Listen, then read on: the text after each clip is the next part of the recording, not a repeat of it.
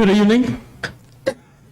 This evening we're here for a public hearing on a request to rezone the property at 451 Jerry Street from the general agricultural zoning district to low density residential zoning district. So at this time, we'll open the public hearing and we'll call you up as you signed in. I'll ask the city recorder to call the names that she has on the list of those who will be speaking. I will ask that you limit your comment to a couple of minutes. We'll keep a timer and you'll hear the timer go off. And I will tell you that the board is here to listen. We're not here to engage in conversation, but we want to hear what you have to say. So with that, I'll turn it over to the city recorder to call up those on the list. Beth Pasco. Yes, Chair. Good evening. My name is Beth Pasco, and I'm glad to be here. I realize this project is important not only to us, but to the community as well, and we've made a point for one of us to be here whenever possible. Henry has work commitments tonight that prevented him from attending, but I'm joined by Ethan, one of our 4 children. Ethan is a police officer back home. We're requesting the land be rezoned to R1. I would like to discuss our anticipated timeline. We have a long-term farm lease that we've signed with a farmer. We intend to honor that. Farming will continue to be the focus of the property in the near future. As the property develops in small phases, we plan to continue the parts that remain undeveloped. Our anticipated timeline for the property to develop is likely to be 10 years or more. The property will be developed in phases that allow for anticipated impact on the city infrastructure. Given that time frame, any studies requested now would have limited use that far in the future. We agree to provide the studies and infrastructure planning that will be required by city code to develop the property. We believe those studies will provide better results when a clear plan is presented for the first phase of single-family development, and that time is years away. A logical question is, why rezone now then? We invested in this property with the hope of developing it as a residential neighborhood because it fit in with surrounding zoning and the future land use established in the existing comprehensive plan. We are seeking to establish that right now with low-density zoning because we're concerned about suggestions that the property be severely limited for development in the future. Our goal is to preserve green space for the wildlife and community enjoyment and to not develop every square inch of the land. Lot sizes will vary with a minimum of 12,000 square feet to allow for that green space preservation. Our goal is high-quality homes consistent with the adjoining neighborhoods. The quality of nearby homes was a big factor in this land purchase, and we want any eventual development to be similar and an asset to Tullahoma. We are doing our very best to hear and understand the community concerns. To that end, we're currently working on an agreement to purchase another Grundy Street access point. This will give us more options for future access into the property. Thank you for your time. I'm not sure if I'm able to hand it over to Kevin at this point, or he has to go in order. Thank you. Good to hear from you. We actually have Ethan next. Did you want to speak? Kevin, you're up next. Kevin Cutter. Yes. Good evening, Mayor and Board of Mayor and Aldermen. As Beth mentioned, pleasure to be here tonight. We know this is an important project. We feel like this is very much in context with surrounding zoning, the comprehensive plan that we studied very carefully and adjusted our request to what we think is very much a response to that concern. As Beth had mentioned, the lots that are proposed for this would be a minimum of 12,000 square feet. We want to emphasize that. They would vary in size, and quite a few lots would be larger than that. We're very open to the concept that adjoining properties next to surrounding existing neighborhoods could be larger. That is not something we're opposed to. As far as the timing, I think Beth did a great job covering that. This is something that will happen over time. This will not happen overnight, and it will happen in phases, and we would like to propose a very logical planned growth that would fit with the city's infrastructure. We know that Tullahoma is growing. We know that you need residential opportunities, and the Pascos feel like this is a plan to provide for that need. They feel like this is a quality neighborhood that's going to contribute to not only the opportunities for residents who exist now, but future residents, but also the economy of your city.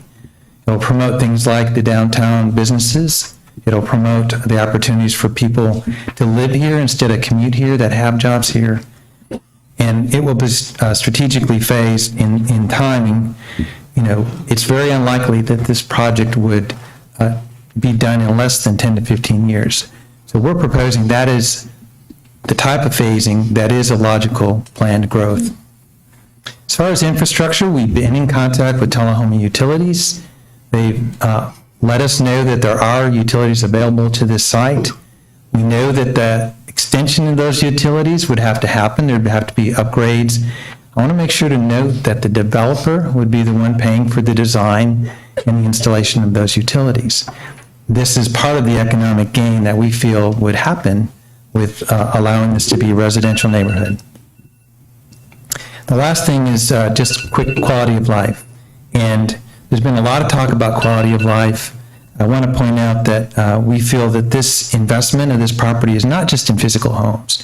It's in the people that live here now, the people that would come to live as part of the community and be part of the neighborhoods, the supporting businesses, the churches, places of worship, and the civic events that would happen in your community. Thank you, Mr. Gunner. Your time. Yes, Can you sir. spell Thank your you. last name for me? Sorry. Gunther, Guenther, and I'm with Reagan Smith, Thank you. RaganSmith. Thank you for the opportunity. Thank you. We'll be happy to answer questions if that's appropriate. Next, Ethan.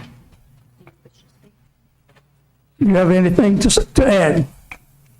Hello, all. Just here to support my parents and obviously the community here. Just one short comment. We grew up in a rural town in Western New York, 5,000 people.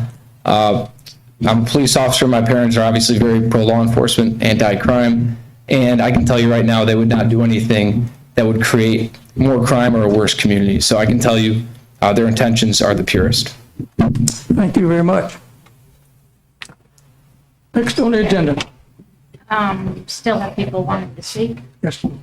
Stuart Collier, Caulter. Coulter. Hello, my name is Stuart Coulter. My wife and I live at 105 Azalea Circle. I oppose the routing of traffic from a possible large development in Anderson Farms through Terra Estates, and I think the city should delay any rezoning of the property for the time being. There's been a lot of talk about the 2040 plan. My criticism mainly is with any 1970 or 1980 plan in that back then, when planners were looking at Terra Estates being developed, they should have seen the Anderson Farms property, and any observant long-range planner could see that that was going to be encircled and wouldn't have any access. At that time, good planning would have provided, say, for a 4-lane parkway-like road through this planned Terra subdivision, excuse me, and that then would enable the access to Anderson Farms now. So either the city, seeing this entrapped property, should have planned for a 4-lane, no access, no individual driveway access to have access to the Anderson Farms. And then, or if you didn't build a road, you could have a 4-lane parkway-like easement for future development like now, and then Terra would have been planned around that. So I think it was a lost opportunity, and I'm opposed to sending a possible large fraction of traffic from Anderson Farms through Terra. And a lot of organizations bundle their positives for their benefit and then produce some negatives that get transferred to other parties. And I see this as a possible transfer of the negative traffic impact on Terra Estates. And Terra Boulevard is narrow, no sidewalks, people stroll, walk with their dogs, and I just don't think it's appropriate for serving Anderson Farms. Thank you. Thank you. Next speaker, Mike Barnes. Are you using that pen in the cup?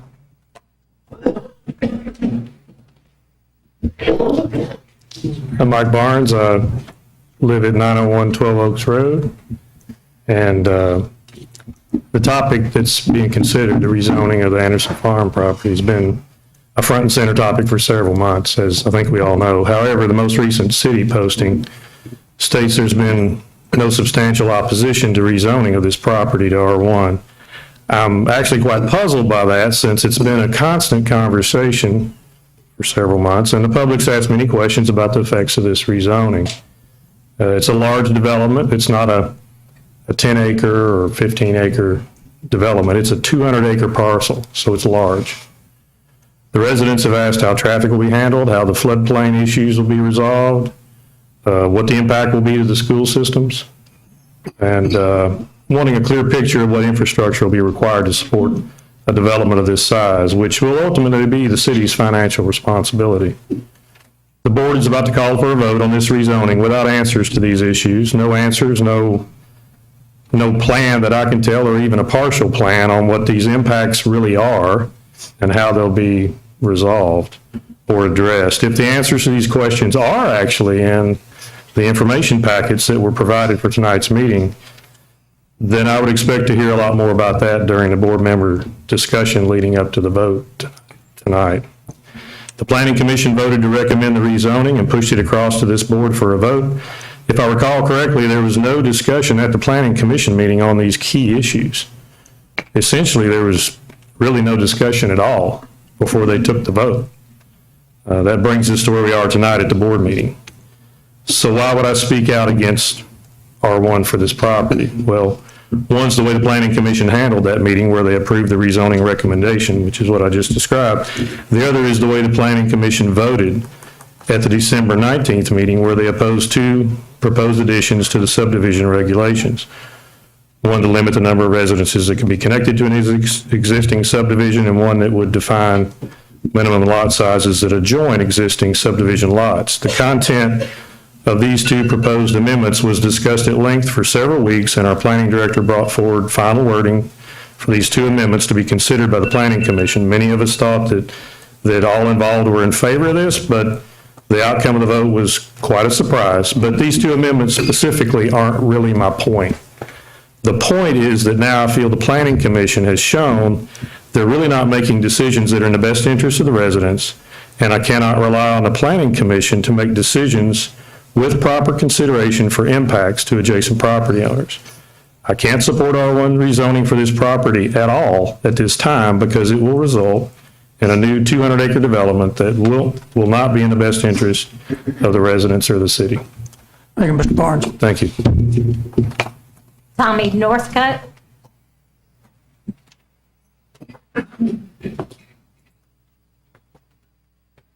Good evening. Tommy Northcott, Hickory Hills Road. When it comes to rezoning land within Tullahoma city limits, regardless of the requested zoning, there's a significant difference between a 1 or 2 or 5 acre parcel versus a 100, 200, 500 acre parcel. And for the context of this point, let's consider rezoning to a R1. However, I do believe that this principle applies pretty broadly across the board. 5 acre parcel of land. You take the highest number of dwellings on that parcel of land, that's really going to have minimal, maybe even negligible impact on the infrastructure of the city. So what we have laid out in all of our codes and ordinances makes sense. There's no risk to the city. It makes sense. However, if you take a look at say a 300 acre parcel of land and you rezone it for R1, what happens when in 18 months a developer develops and sells 100 homes on that piece of land? What about 200 homes? Or maybe 500 homes in 2.5 years? If there's not any kind of checks and balances in line, how do we know the roads are going to be capable to handle those new families that are in that area? What about the utilities? What about the schools? Do we know that the school has the capacity to welcome in the children that are going to be part of those families? The police support, the fire support, all of this is going to become an issue. And who pays for the needed infrastructure? And I do appreciate the message that the owners here say that they have a long-term plan for this, but I think it'd be in the best interest of the city to put some things in place, because who would suffer from insufficient infrastructure once it happens? Because the reality is, if things like that get approved, then the problem's going to arise first before the fix starts to get fixed. And so who's really suffering from those insufficient infrastructure? So maybe we should be reconsidering as a city some parcel size limitations at which to request the rezone is met with additional requirements to protect the city and the citizens. Growth will happen, and we want it to happen, and it's up to our elected officials to make sure that growth happens at a rate that is sustainable for our city's infrastructure. It's our elected officials who have a responsibility to govern in a way that is beneficial for the city and the citizens, and I hope that is under consideration. Thank you. Chuck Dean.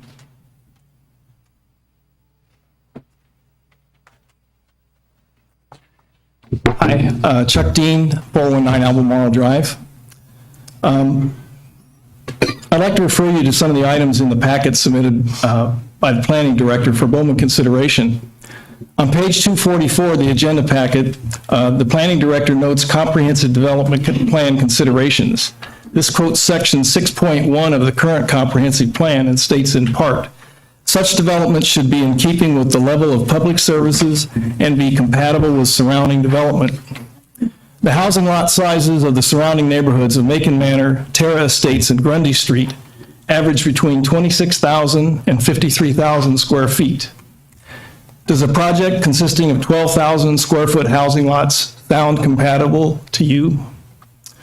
On page 245 of your packet, the current zoning ordinance is quoted, and in part it states, under the caption Standards for Amendments, number 1C, the proposed amendment shall not adversely affect any other part of the city, nor shall any direct or indirect adverse effects result from such amendment. The planning staff report opines in part, the proposed zoning map amendment is consistent with the planned and existing development pattern in this portion of the city. I submit, just as I noted previously, that the R1 development with 12,000 square foot lots is not compatible with the surrounding area. It is also not consistent with the surrounding area. Further, due to the sheer amount of inhabitants who may live in this development, there would be adverse effects to the city in the way of increased traffic, school population, and any number of infrastructure items. Additionally, in my review of the comprehensive plan, in the transportation goals section, it states, land use density should be directly related to the functional classification of the access route. There should be a graduation from higher to lower density land uses as distance from arterials increases. So, per this language, if this property were to be rezoned for residential development, it should have less housing density than Terra Estates as it is further from an arterial roadway. Thank you, Mr. So I urge you to vote no on the zoning change. Thank you. Thank you, Mr. Dean. Ron Darden.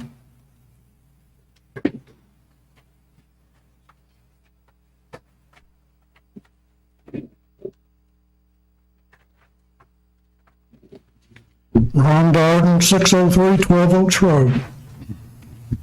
The purpose of the city zoning law is to maintain and stabilize the value of property and create a comprehensive and stable pattern of land use.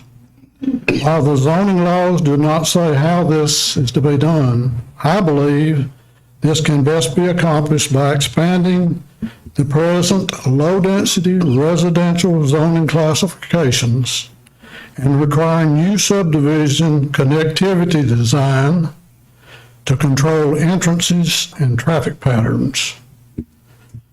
I think the low residential zoning classifications should be expanded to include several lot size options that are more compatible to existing land use and require a connectivity design to control entrances, traffic patterns, and buffer zones.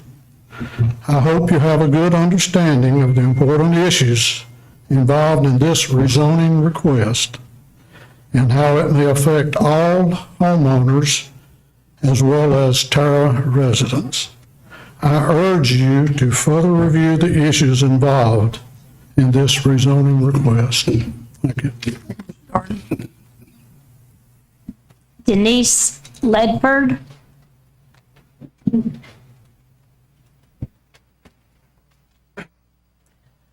Hi, I'm Denise Ledford. I live at 101 12 Oaks, and I just wanted to be here tonight to make sure that everyone knew that my family especially, and I think a lot of the folks in Terra, oppose any sort of entrance into the new subdivision if it comes to pass through Terra.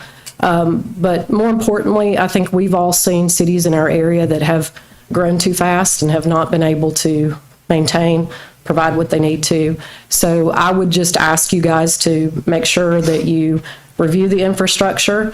I know I heard these folks say that it's going to be a long time before things happen. I would urge you to be proactive and not reactive, because once that subdivision started, we're not going to be able to change a lot of things that'll already be going.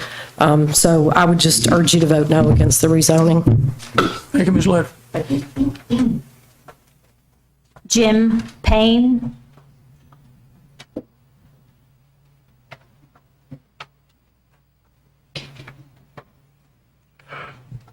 Jim Payne, my wife and I reside at 907 12 Oaks Road.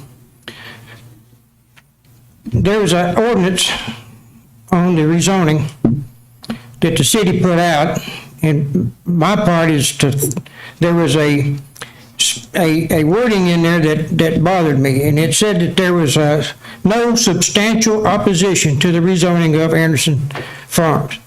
I believe that's a little misleading on purpose, because there has been a lot of opposition all year long that leads into 23. Now, I believe the website is a false statement. It's listed for that Anderson Farms rezoning. It states that there's no substantial opposition, which is false. There's been a lot. There needs to be a lot more infrastructure planning done prior to approving it. I believe the city and the planning commission are getting the cart before the horse. The land is not going anywhere. The owners has invested a lot of money in it and will continue to invest in it. We know that. We don't want it to come through Terra Boulevard because of the road is too narrow for that amount of traffic. So Country Club Drive is too narrow for that amount of traffic. I think it should not be rezoned at this time. It give the city time more to study on the roads, schools, drainage, and et cetera, all the utilities. And I urge you not to approve this rezoning request at this meeting. Thank you. Thank you, Mr. Payne. Looks like maybe Keely Beal or Kelly Beal.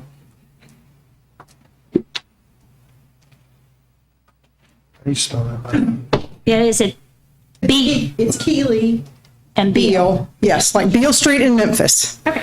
I live at 107 Gardenia Circle in Terra Estates. And I just wanted to enforce what a lot of these other people have said up here. I've lived there for the past 26 years. The neighborhood is wonderful, and I understand what you guys have said as well, and I appreciate that. Do not want the quality of life in my neighborhood to be lessened due to possible traffic that comes through. I do know that there are smart ways that this can be done, and I also know that we do need growth.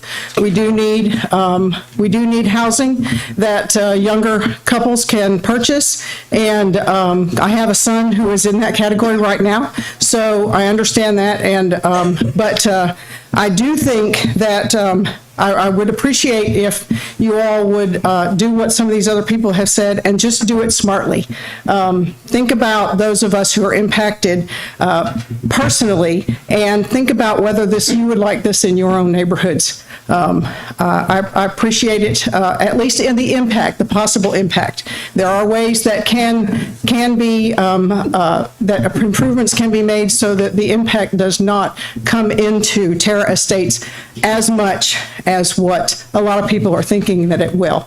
And I know that these guys have been considering that, and I do really appreciate that.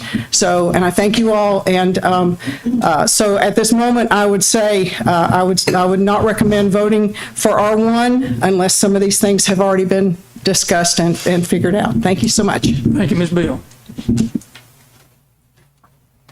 Laura McCabe.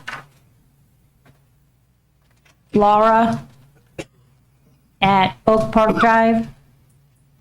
All right. Or McCall. McCall. Laura McCall, not here. Next one, Elizabeth Bowling, please. Hey, I'm Elizabeth Bowling. I'm Forest Drive in Tullahoma. As many people have said before me, what you all are able to consider tonight when considering this rezoning request is how this is going to impact the surrounding property and the residents of Tullahoma. This property was purchased as agricultural. I know that there are some on the board who have said that it somehow infringes on rights of the property owner, but that property was purchased as agricultural. So their request to rezone now needs to consider the infrastructure that surrounds the property.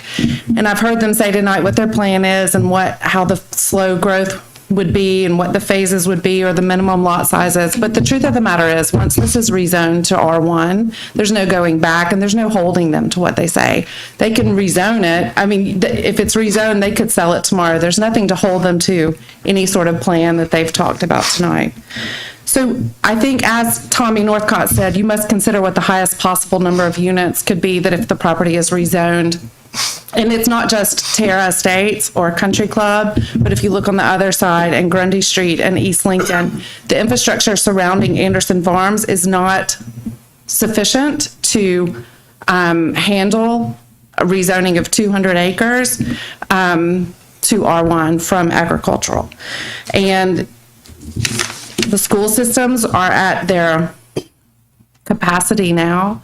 And are there public services that could support this zoning change? And again, it's not just Terra Estates, but you also have to look at the backside of Anderson Farms and look at those neighborhoods and look at the roads and the lack of shoulders and how it's going to impact those who are walking from those areas to East Lincoln or from Terra Estates to East Middle. So I think that this rezoning request should be denied, and there's a lot of reasons that have been talked about tonight that give you that legal authority to vote to deny, and I hope that you will. Thank you, Ms. Bowling. So, assuming this might be, it says school zone, but Chris Yarby, you want to talk about this public hearing or something different? Regarding the Tullahoma high schools, Public comments. do what? Okay, that will be a few minutes in a Okay. regular public comment. I wasn't sure. And then I'm going to see if there's any more that have listed out there in regards to our public hearing on the rezoning. And Anyone else on this public hearing for the rezoning? no, Not, we'll close the public hearing on rezoning. And we'll go into our regular meeting agenda. I'll ask the city recorder to call the roll. Mayor Noes. Here. Mayor Pro Tem Mathis. Here. Alderperson Almacher. Here. Barry. Here. Lick. Here. Wilson. Present. 6 currently. 7. Man. Here. 7 present. I wasn't sure if we were going to know. Okay. Okay, at this time, it's okay. At this time, we'll ask Reverend Albert Smith to lead us in the invocation, and following that, the Pledge of Allegiance. Albert Smith.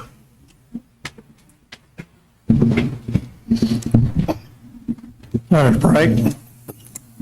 Father, which art in heaven, hallowed be thy name. Thy kingdom come. May thy will be done this evening here at this meeting as would be pleasing unto you. We thank you, Lord, for the privilege to be alive. We thank you for the privilege to be here at this meeting. Thank you for the privilege to live in this good city of Tullahoma. And we know that there's I'm sure a lot of business to be taken care of tonight. We thank you for the mayor and the good leadership he gives to the board. We pray that leadership upon him. We know he has a tough assignment, but pray that you would help him, and then all of the aldermen, be with them, give them guidance and leadership. We pray that the year 2023, our prayer would be that there's a desire within everyone's heart that this would be a year when we demonstrate more unity as far as the board is concerned and work together more for the betterment of the city. We need your help, need your guidance, need your direction. Can't make it without you. The psalmist said, I will lift up mine eyes to the hills from whence come our help. Our help comes from the Lord, and we know that. And Lord, we pray that you would be with our first responders. We thank you for all of them, and since we met here last time, Chief Williams has laid his mom to rest that died at a very young age with cancer. We pray thy continued comfort upon his family, and may they be strengthened by the power of the Holy Spirit. Be with the fire department, the ambulance people, all of these people that get calls, and when they show up at a situation, they never know what they're going to face, but we pray for their protection. Or medical at the hospital. And we just pray that you would answer prayer tonight here in this meeting, and may your will be accomplished. And when it's over and we go home, we say, well, we had a good meeting, and we want your will to be done. May your Holy Spirit guide each one, we do pray. In thy name we ask these blessings. Amen. Let's say the pledge. I pledge allegiance to the flag of the United States of America and to the republic which stands one nation, under God, indivisible, with liberty and justice for all. Thank you very much, Neil.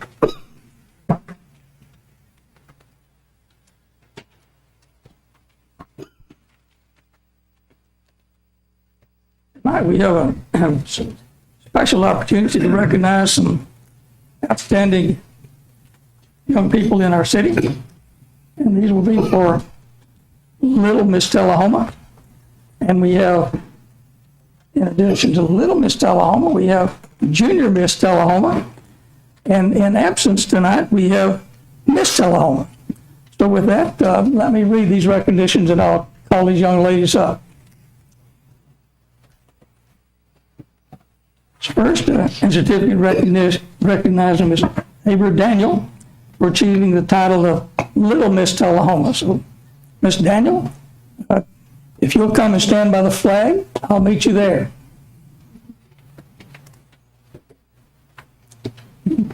And then we have presented to Miss Evelyn Carter for achieving the title of Junior Miss Tullahoma. You'll join your friend there, and I'll join both of you.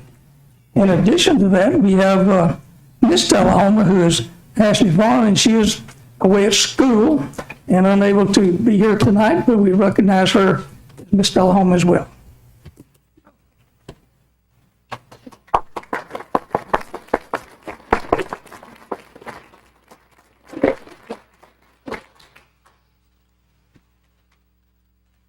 Junior Miss Tullahoma. Yeah. Miss Tullahoma. Little Miss Tullahoma. It's almost like thumbs up.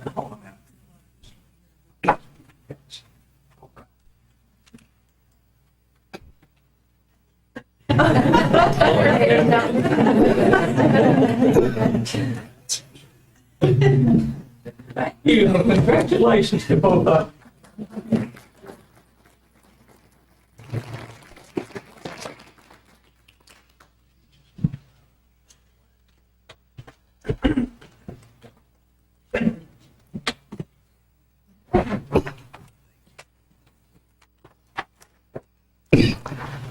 And now it's a real special opportunity to recognize some Girl Scouts.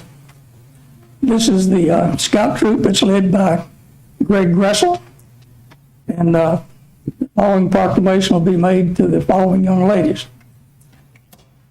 And as I call your name, if you would go and be in front of the podium here, and we'll get a group picture when all of you are up here. Megan Smith. On our way. On her way. Casey Chandler. Working. Working. Ellie Heiss. All right. Cadence Wood. Abigail Smith. Ella Heiss. Charlotte Peterson. Hayden Fritz. And Kendall Gillum. All right, since this is Mr. Greg Gressel's troop, I think it'd be appropriate if he came up and joined us for this picture. Might look better without him. I didn't say that.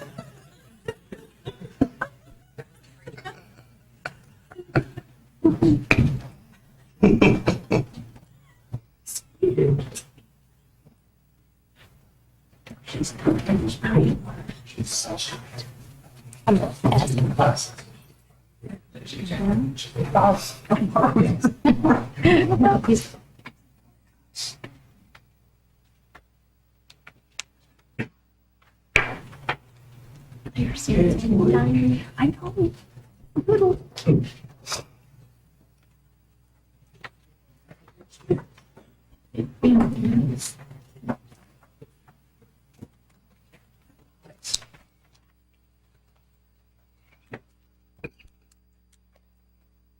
Charlotte Peterson.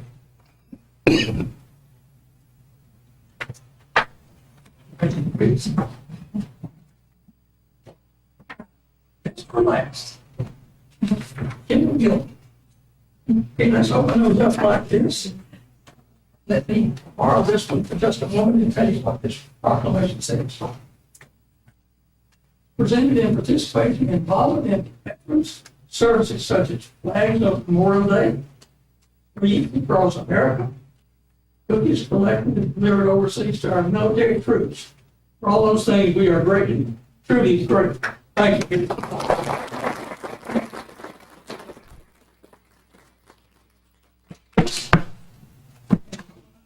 Like that. Good job.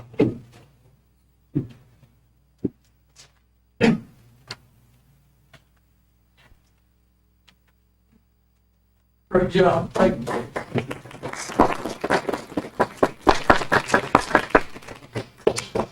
The podium is yours.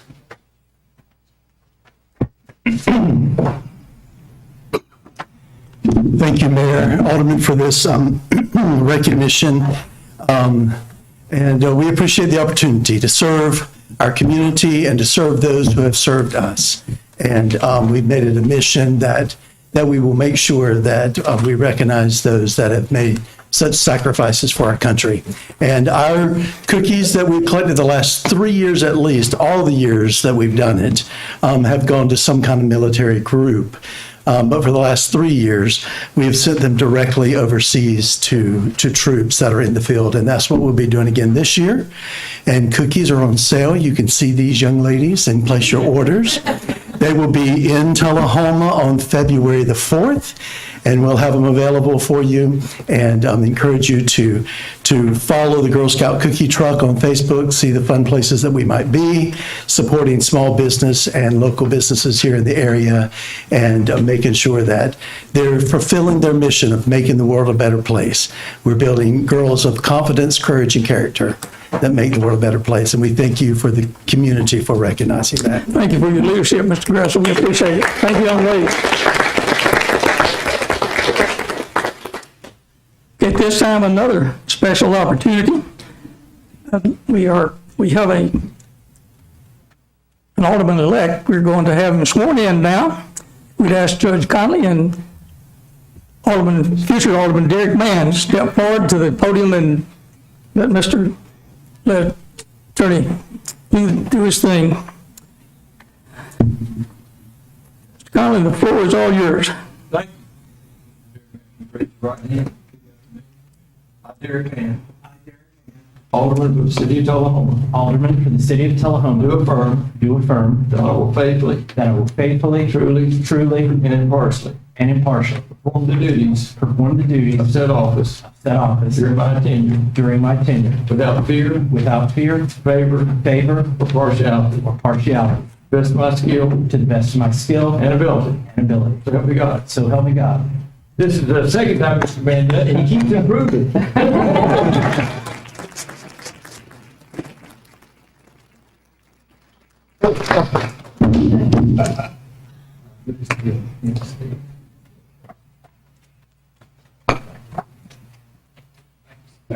Congratulations. Tell it, Alderman Mann, you're eligible to vote. Thank you, Judge. We appreciate your support. Thank you. At this time, we now come to the section on our agenda where we entertain comments from citizens. And I believe we're now eligible to have we're now recognizing the person that came to speak earlier for the schools. Chris Yarby.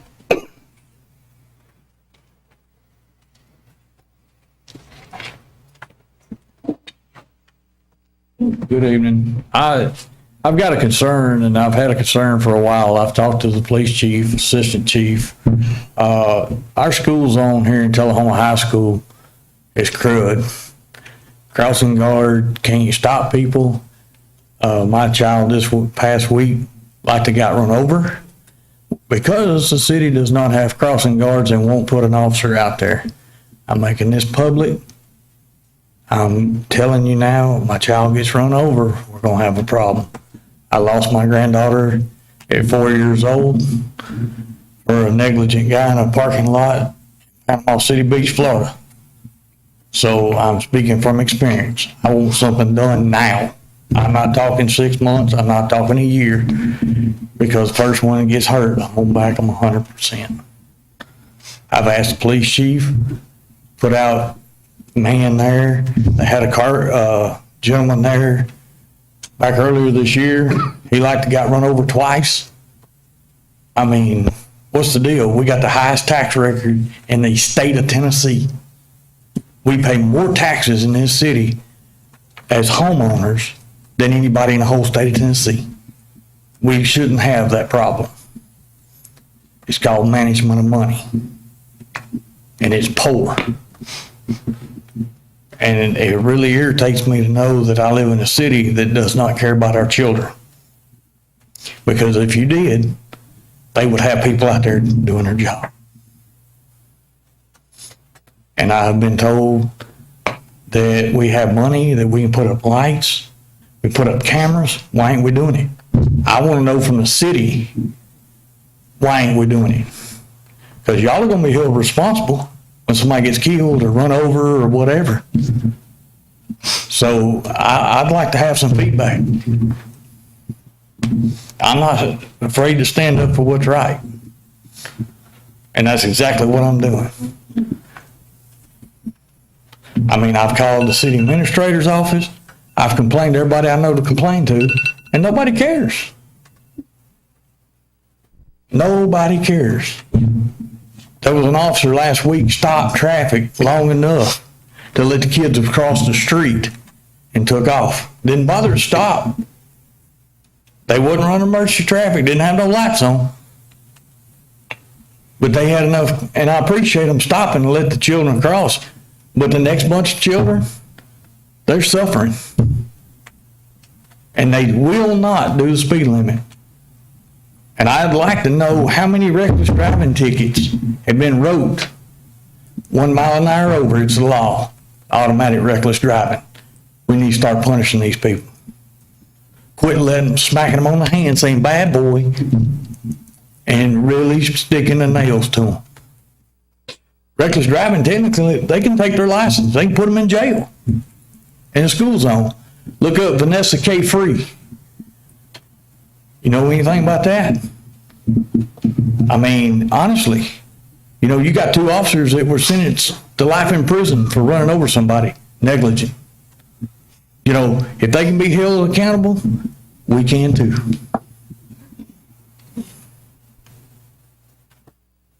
And I want to see something done. Thank you, we appreciate your concern. All right, thank you. Next one I have is Arthur Barad.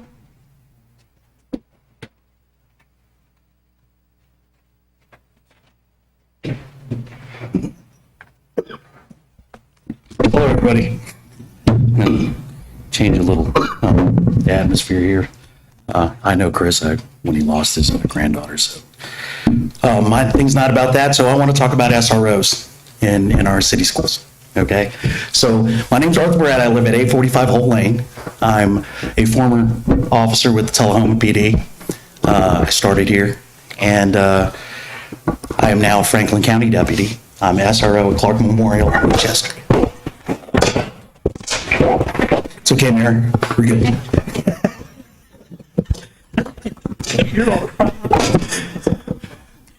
Just throw it. Just throw it.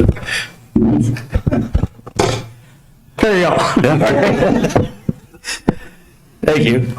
So my concern is what keeps me up at night is the safety of kids. Now, being an SRO myself, this is something that's grown in me now, and I'm very passionate about it. Right? So, as people have stated before, we're at max capacity with our schools. We have a growing population. And one thing we don't have, we have one SRO, and he's at the high school. It's not right. All right, we have to mitigate all the bad things, any criminal aspect, let's say drugs, vaping for even the little kids. I have fifth graders, I have fourth graders that have brought vapes to school, okay? This has to be mitigated, all right? And the only way to do that is with SROs. They are proven nationwide, all right, to be that first line defense. Also, in a critical incident, if you look at the FBI stats, okay, the response time for a critical incident involving violence, the average response time in the nation is up to 10 minutes without an SRO. Up to 10 minutes. You got to remember, there has to be a phone call, 911 has to dispatch, okay? It can take 5 minutes to get there, depending on where they are in the city. This is 19 square miles, right? So who's going to be there? And then from there, they have to get out of the car, decide what they're going to do, and get into the door. It could take up to 10 minutes. Now look at the FBI stats. A critical incident with an SRO in the building is less than 60 seconds. We just had a 6-year-old in Newport News, Virginia, shoot a teacher. Do not think, I was stationed in Newport News when I was in the Air Force. All right, but right before I retired. It's a beautiful neighborhood. I would have never thought anything could happen like that. So what I'm pushing for is SROs. Finally, let's have SROs. I understand that we had a hiring,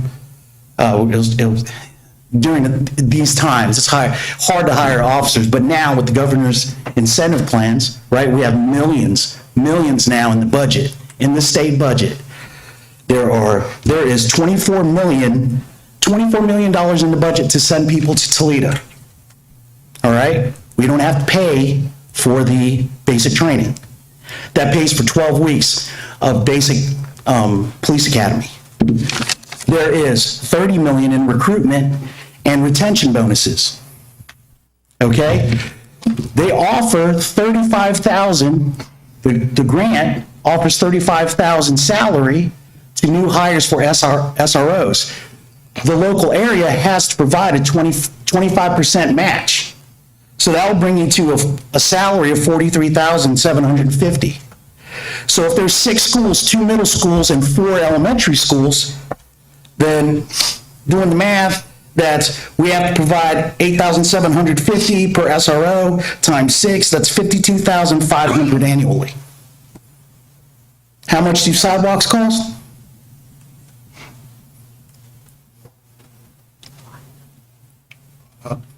Annually, how much do sidewalks cost? $450,000? I'm talking about $52,500. Can we please get SROs? I'd rather have safe children. This is not a point to anybody. It's not a dig on anyone. I just want our children safe. I have 2 kids. I'm a father of 6. Before I'm an SRO, I am a father. Okay? I'm your father. I'm concerned with the safety of my kids. That is it. I'm pretty sure everyone here is also. Why is it we're surrounded by all these other cities, all these other counties that have SROs? I know what goes on. It's scary. And I know Willie can't do it alone. And he is awesome. He's one of the greatest guys I know. He's one of the greatest police officers I know. But he is not Superman.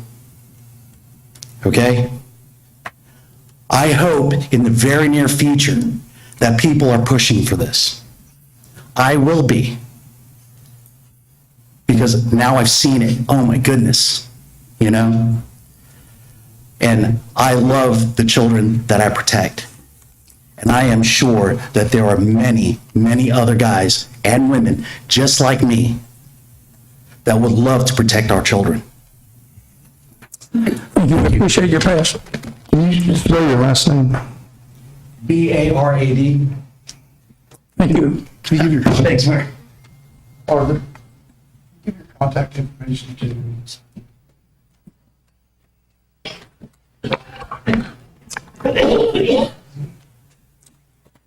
Okay, at this time we'll move into the. I think we have somebody else that'd like to speak, sorry.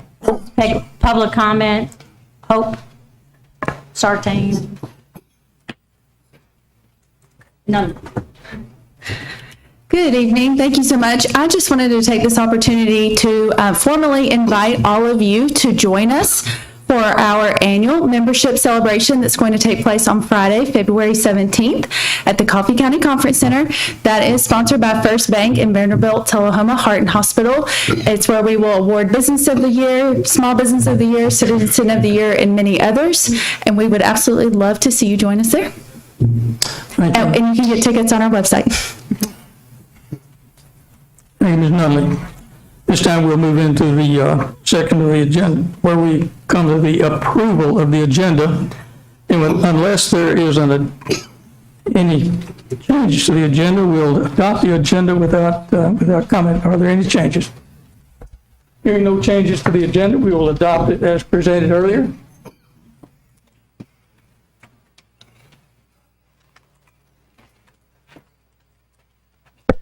Mayor, I would like to add an item for consideration on for us to discuss whether we want to continue the current way we're doing the board meeting and study session and consider going back to 2 board meetings a month instead of a study session and a board meeting.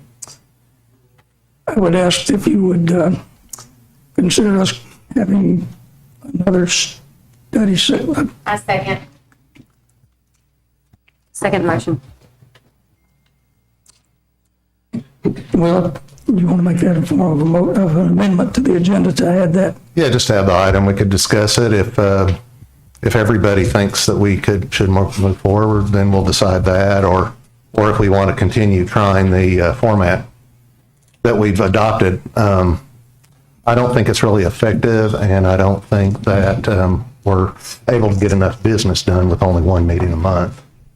I was kind of afraid of that at first, but I was hopeful that it would be something good. I just don't think it's turned out to be. I don't think the meetings are that much different, other than we can't vote at the study session. So it would make each meeting shorter.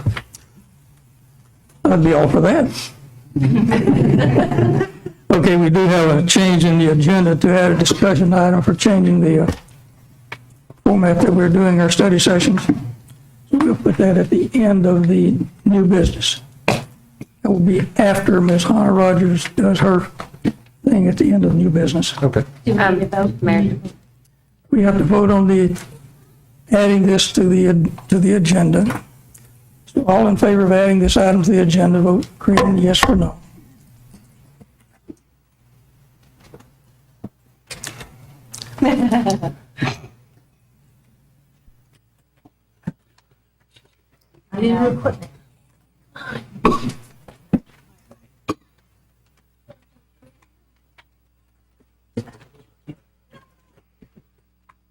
Mayor, may I suggest, since that we're having some technical difficulties, you could just say, all in favor, say aye? Let's try it one more time. You want to try it? Yeah. Yeah, here we go. It's working now. Okay. Thank you. Okay, I have red lights down. Okay. Passes 6-1. Mayor, I also too have a change to the agenda. Say again? I have an amendment to the agenda. Okay, another amendment. I didn't plan on doing it, but since Kurt is bringing this one up, should it pass, I think this is equally as important because it does affect our board rules.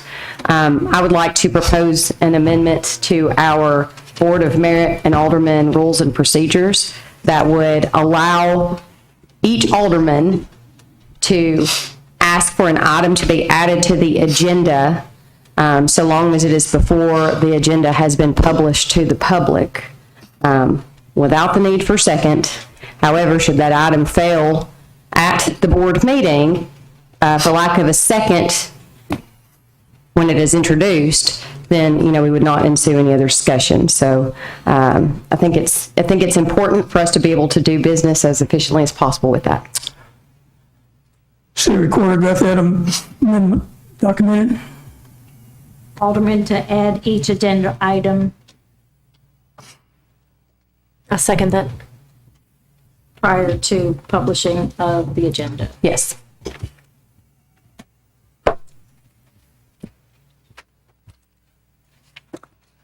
Would you consider making that amendment? The agendas are published on Wednesdays. Would you make that, to have that agenda item presented by Friday prior to publishing? We can discuss that. We can discuss and make any amendments or to that. I think that's fair. Yes. We'll talk about that when we get to it. See if it makes it on the agenda. It would be a second item to add to the agenda. We need to vote. Okay, we've got 2 items to add to the agenda. No.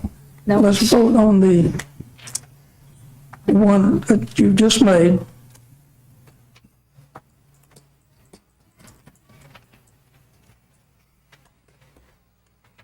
That passes 6-1. Seems to be a trend here. Now then, I'll ask for a vote on approving the agenda as amended. We actually, I think we need a first and second for that. We got a second. We never had a motion to approve the agenda or a second, so. I move to approve the agenda. I just asked for that. Ballmacher and Mann, seconded. Mann, and we're voting for the agenda as amended. amended. Thank you.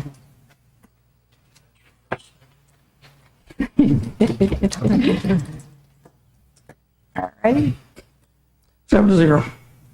Okay. With that, let's move right along with the reports from Alderman. And I don't mind starting with you, Ms. Allmacher. Thank you, Mayor. I have 3% battery and something I need to read.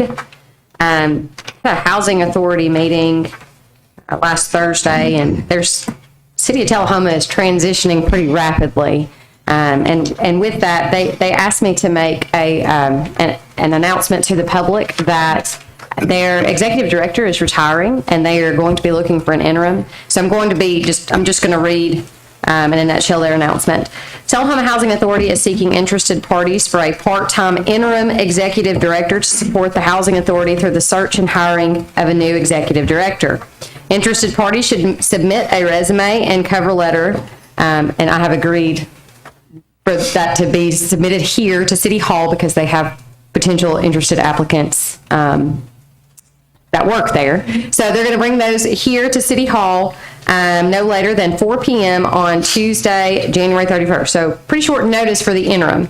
Please label all submissions, attention, THA Board of Commissioners. Duties will include an expected 20-hour commitment per week with at least 10 hours being on grounds. The person appointed will be expected to ensure all authority reports are filed in accordance with federal regulations, provide support for all audits, maintain oversight of staff, ensure the Board of Commissioners stay informed of all achievements and concerns, and provide leadership and assisting in handling issues outside of the office operating hours.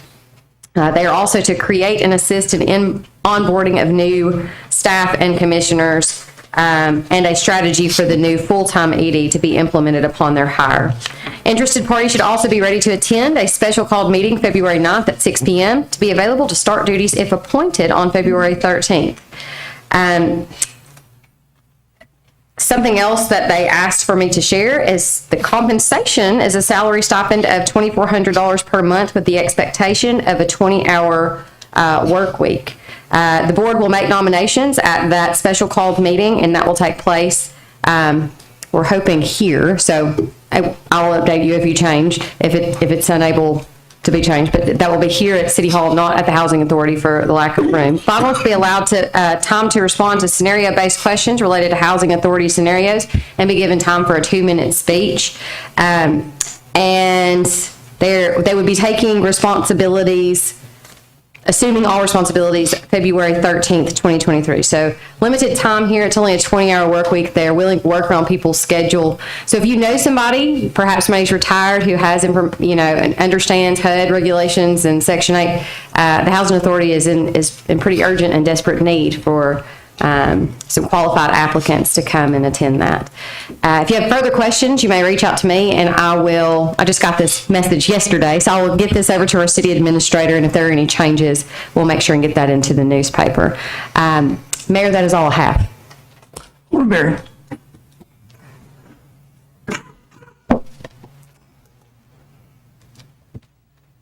Mayor, remember everything that happened last.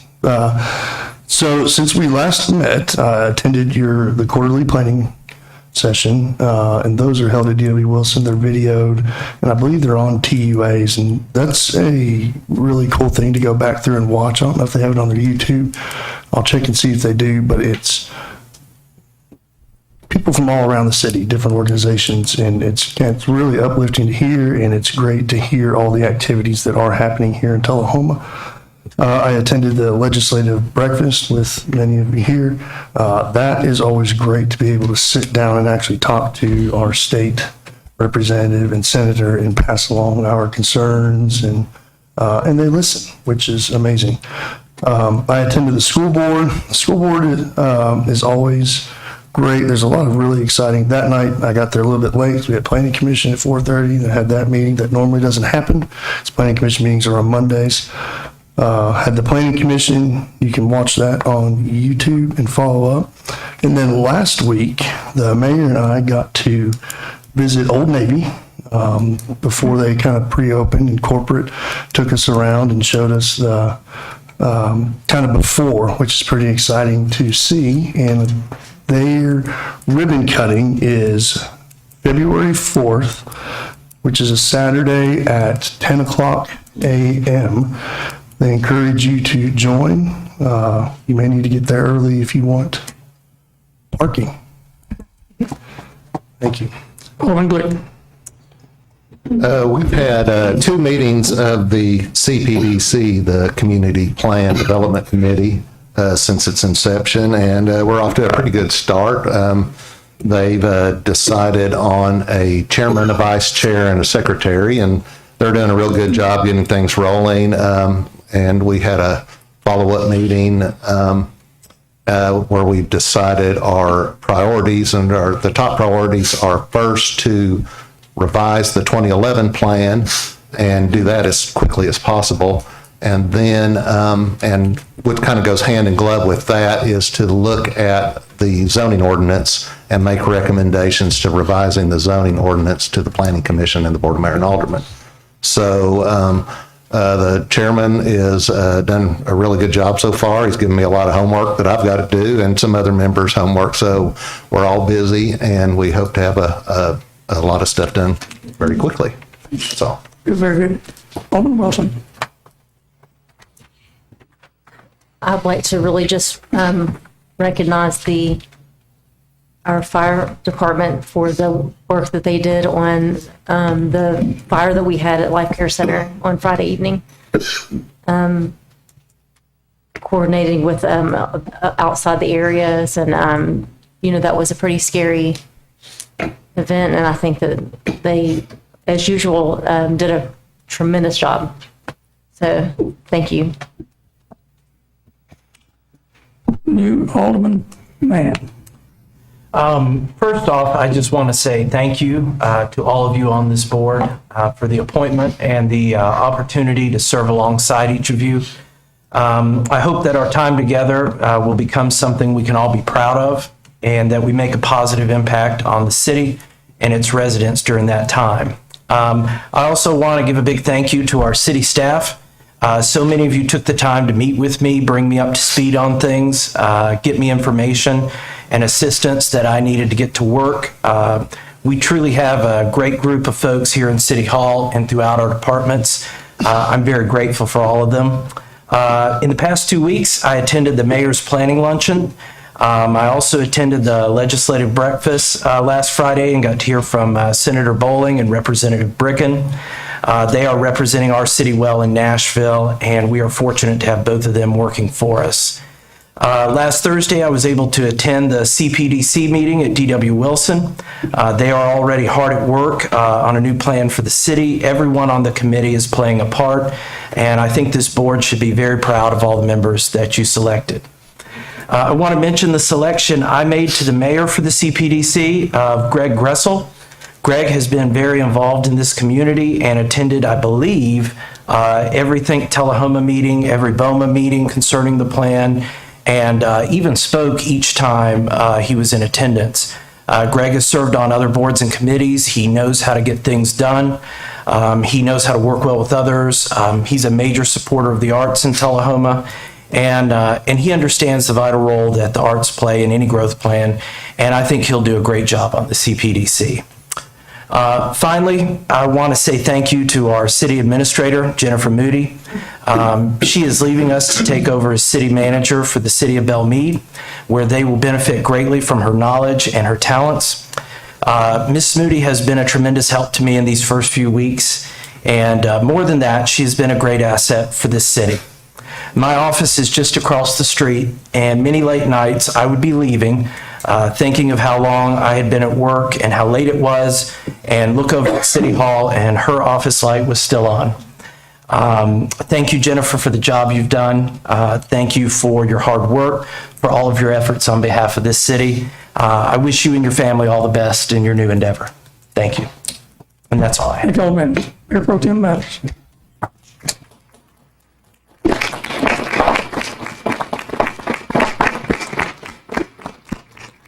In February the 4th, in Tullahoma, that night, February the 4th, there will be a Sports Council Hall of Fame of all the great athletes who have presented themselves very well throughout the years.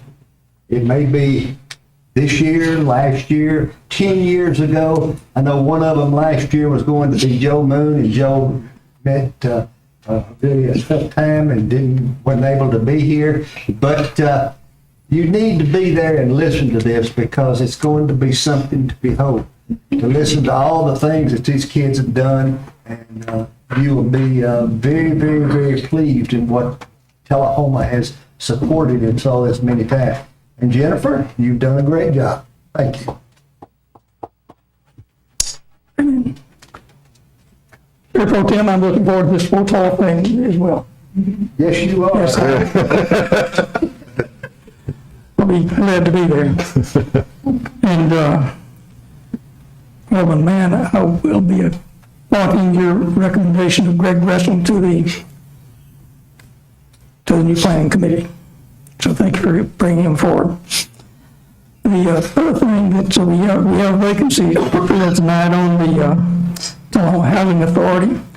This is an unexpired term. It'll be finalized in October 31st, 2025. This is to Sue Lemino, and she has indicated a willingness to serve, and we're looking forward to her serving on the Housing Authority. May I make a clarification, please?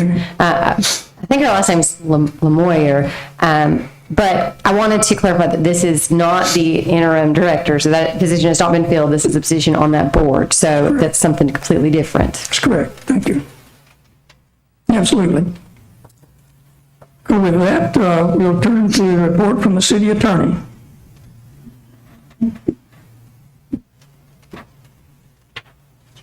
Good evening. First of all, I'd like to commend Ms. Moody for all the hard work she's done for our town. She's been a pleasure to work with. She's been a great leader, and I do believe in speaking with her that she's going to a better place in Bellmead, near her home, near her family, and I wish her the very best. And thank you, Jennifer, for all you've done for our town. Secondly, I'd like to ask Mr. Mathis, where, at what time is the Sports Hall of Fame on February the 4th? Be at D.W. Wilson, 6 p.m. Are tickets available now? Gymnasium, and you will not believe the way they have that gymnasium fixed up. Where can we get them? Tickets are sold out. They're sold out. Sold out, well, all right. Sold out. You might be able to get one, but If you can find one for me, let me know, please. I might find scalpers, so. I've been to those before, they are wonderful, so those of you all that do have tickets are in for a real treat. It's the time of year for us to start doing title searches for the collection of delinquent property taxes for the year 2021. Last year, we collected just in one case over $100,000 for the city. We're looking forward to a lot of collections this year. As you know, the city derives about 50% of its revenue from property taxes here. So we have a number of properties that are delinquent now, but I hope that now between now and the 1st of March, people will come forward and pay those so they can avoid the additional penalties and costs that are involved if we have to file suit against them. For the year 2021, we're also working on the property tax sale matters. That takes a lot of time because we have to go back over a 10-year period and bring all the title searches up to date. And I have an assistant that works for me remotely that's doing all of that work for me now, and that's underway. Secondly, you all commissioned me to, gave me the opportunity to negotiate with the Department of Transportation relative to the expansion of Wilson Avenue and the impact that it will have on Oakwood Cemetery, but also on the trees that are in the cemetery, for the fence there, the stone columns and all that. Ms. Moody wrote to the Department of Transportation contact person and told them that she was going to ask, at the direction of the board, the city attorney, me, to investigate that. And 3 days later, we got a revision of the offer to the city in the amount of $6,500. They made a mistake. So we've already got $6,500 just because we didn't accept their offer, and I'm working on it, but there are a lot of documents and plans that I have to look at. I have talked to an arborist, I've talked to a contractor, and I assure you that I'm going to get to this, and they've also indicated their contact people that they will negotiate with us. So I'm hoping that we can get a really fair offer from them that will allow us to replace the fencing, replace the stone columns as they are, and replace any trees that they adversely impact or take.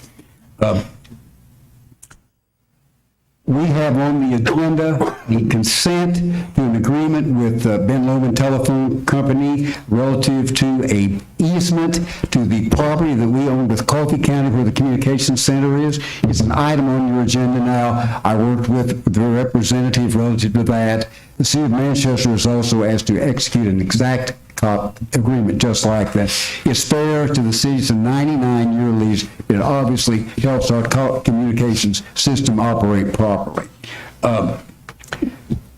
We talked at the study session about looking at a revision of our rules and procedures. Now, I noticed tonight you all have added a couple of items to the agenda, and that's fine if you want to discuss those, but my idea is to look at the whole package of rules and procedures and see if we want to revise them all. So we can do that piecemeal or we can do it all at one time, but I'm hoping that we can consider all of those things in more depth and detail at our study session meeting in early February, because I think it's something that we need to look at. We've got some conflicts now that we need to resolve. There are 3 items of new business that I've been involved in with Ms. Moody. One of them is renewal of the 5-year tennis court license with the Air Force on the, what I think is the ADC Access Highway, Wattendorf Highway, I believe they call it. I reviewed that. There's been one issue with the indemnification matter that was in there that we cannot agree to. However, having read that, I realized that we can agree to that because we're just going to indemnify the Air Force for any negligence that we allow to occur there. And we would have to do that legally anyway, even though we don't have to maybe have the the legal authority to agree to that in writing, that is something that the law would impose upon us if our activities do cause some injuries or damages out there. The other provisions of the lease have been resolved. The commanding officer of Arnold Center has agreed to waive the insurance requirements, so that will meet with our insurance executive's recommendations to us about that. I hope that you consider that favorably. We have an agreement tonight to approve the sale of the 127 West Lincoln Street building, which is known as the Roberts Building, that we acquired as a result of litigation to an organization called Sweet Bay LLC, which has responded to our request for proposals. Mr. Jeremy Bell and I have prepared the agreement. It's a simple agreement. It incorporates as an addendum all of the items in the proposal, which is very extensive, very professionally done, and very good. And I hope that you all approve that. And also tonight, I worked on a lease agreement with Ms. Moody regarding a lease of property that the city uses now on Industrial Boulevard, where we are storing some of our equipment, with the idea, however, that this board consider our building a building for the storage of that equipment on some city property that we own, either in the Wagner Park area or in the shop maintenance area of the city of Tullahoma. So we've been real busy. I've enjoyed working with Ms. Moody. I've enjoyed working with all of you. I'm looking forward to working with Mr. Mann. I've known him a long time. He's a wonderful addition to our board, and I'm open for any questions if you all have any. Hearing none, I'll direct the attention to Ms. Moody, her report. Please, Administrator, you're recognized. Thank you, Mayor. There are a couple things I need to update you on tonight. One is with the sale of the downtown property, we can now kind of move our attention to the Rock 10 building, or 411 East Carroll Street is that address. Also wanted to share with you some good news. I've been working with our economic development director to market that property. We did finally get it listed on a commercial real estate website, and he indicated he's had at least 5 calls for information just in the last week. So that's very good. Also wanted to share with you some unusual news. You know that for the most part, we have been extremely aggressive in seeking grants and very successful in being awarded grants. We recently received a notice of a grant award for what's called a 319 grant. It's related to stormwater programs under TDEC, and we had wanted to do a small project out at the airport. We have received a notice of award, but it's for much less than we asked for. And also we were asked to revise our budget according to receiving less funds than we had requested. When we looked at it, I think with the kind of expectation of today's cost of construction and knowing just all the other projects that we have going,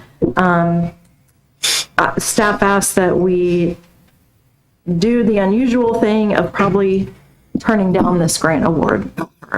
And we've reached back out to our contacts as well, and they indicated that it would not impact our ability to apply for this grant next year or in any future year.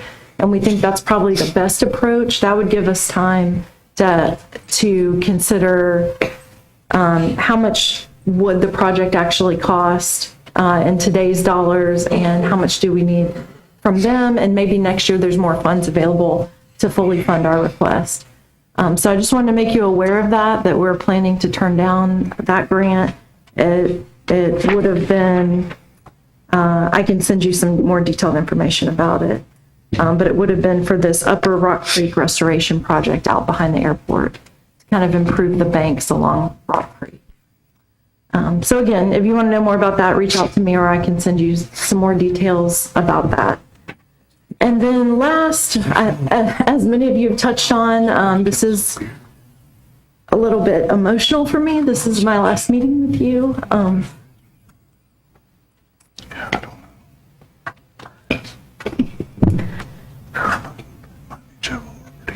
I just wanted to briefly say thank you to the community, and it's been a pleasure.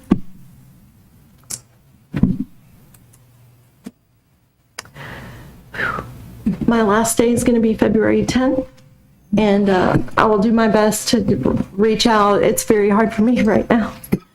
So I'll just like to reach out to everybody and thank you individually probably for your support. And especially want to say thank you to the incredible staff that I've had the pleasure to work with. Thank you, Ms. Moody, and let me take one.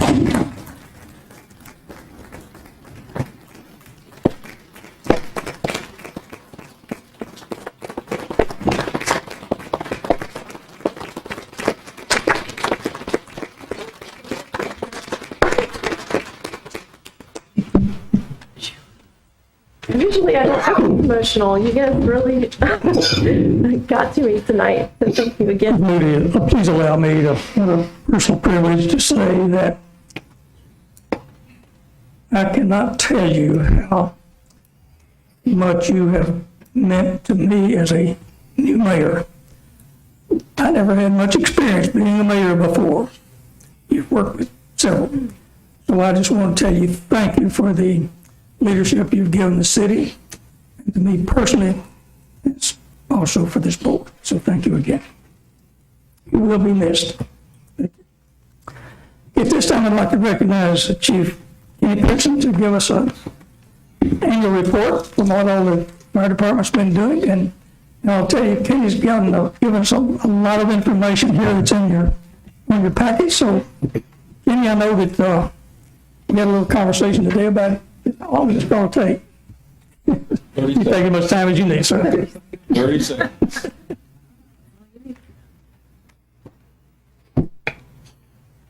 I'm honored to present this report. Yes, there is a lot of information in this report.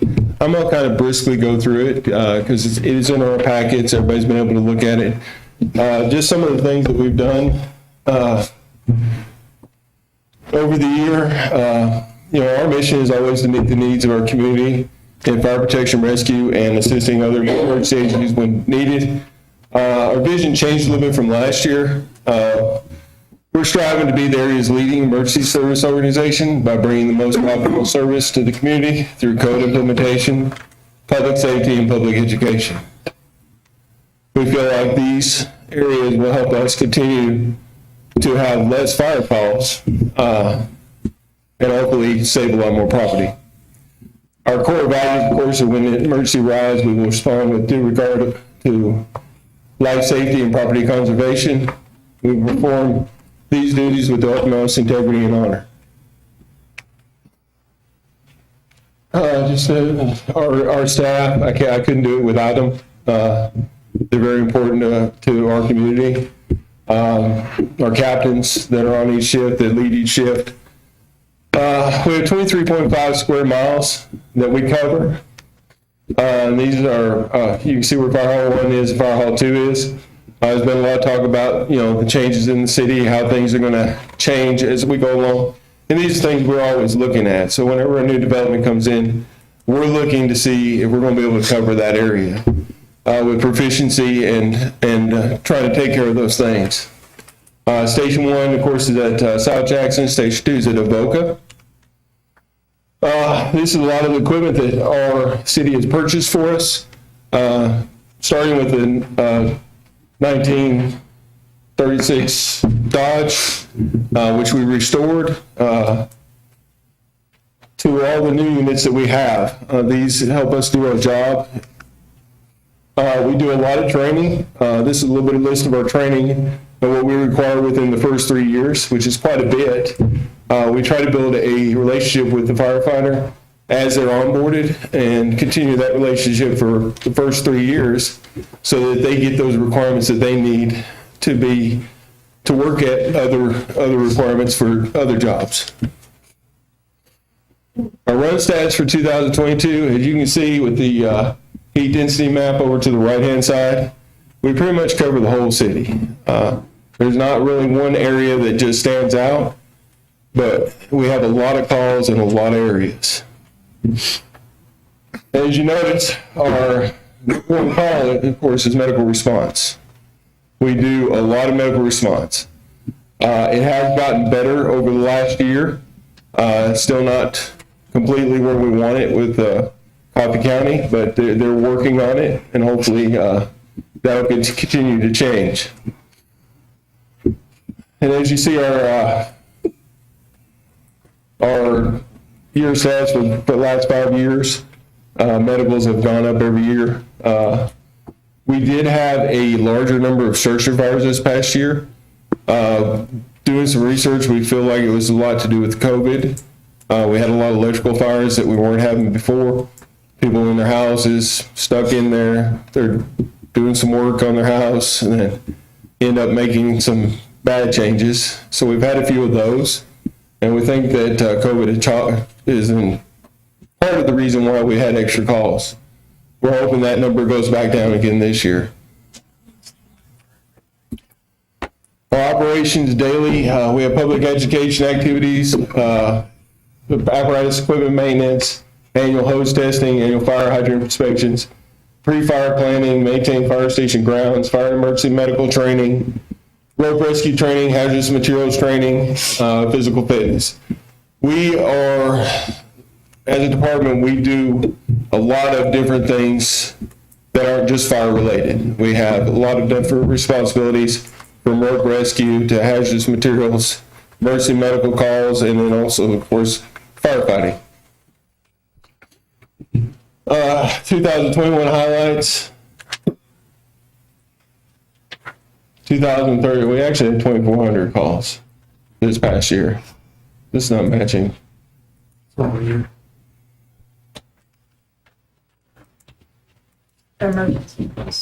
Yeah. We had 2,400 calls this past year. This is my last year's. Okay, I apologize.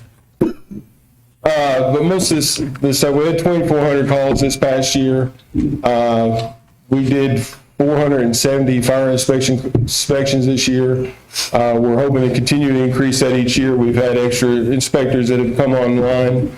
We want to try to be able to hit every business within a year, which is, we got over 1,400 business licenses within the city of Tullahoma. So we're working to increase that till we're hitting every business within the city of Tullahoma, which will help as far as our ISO rating, things of that nature.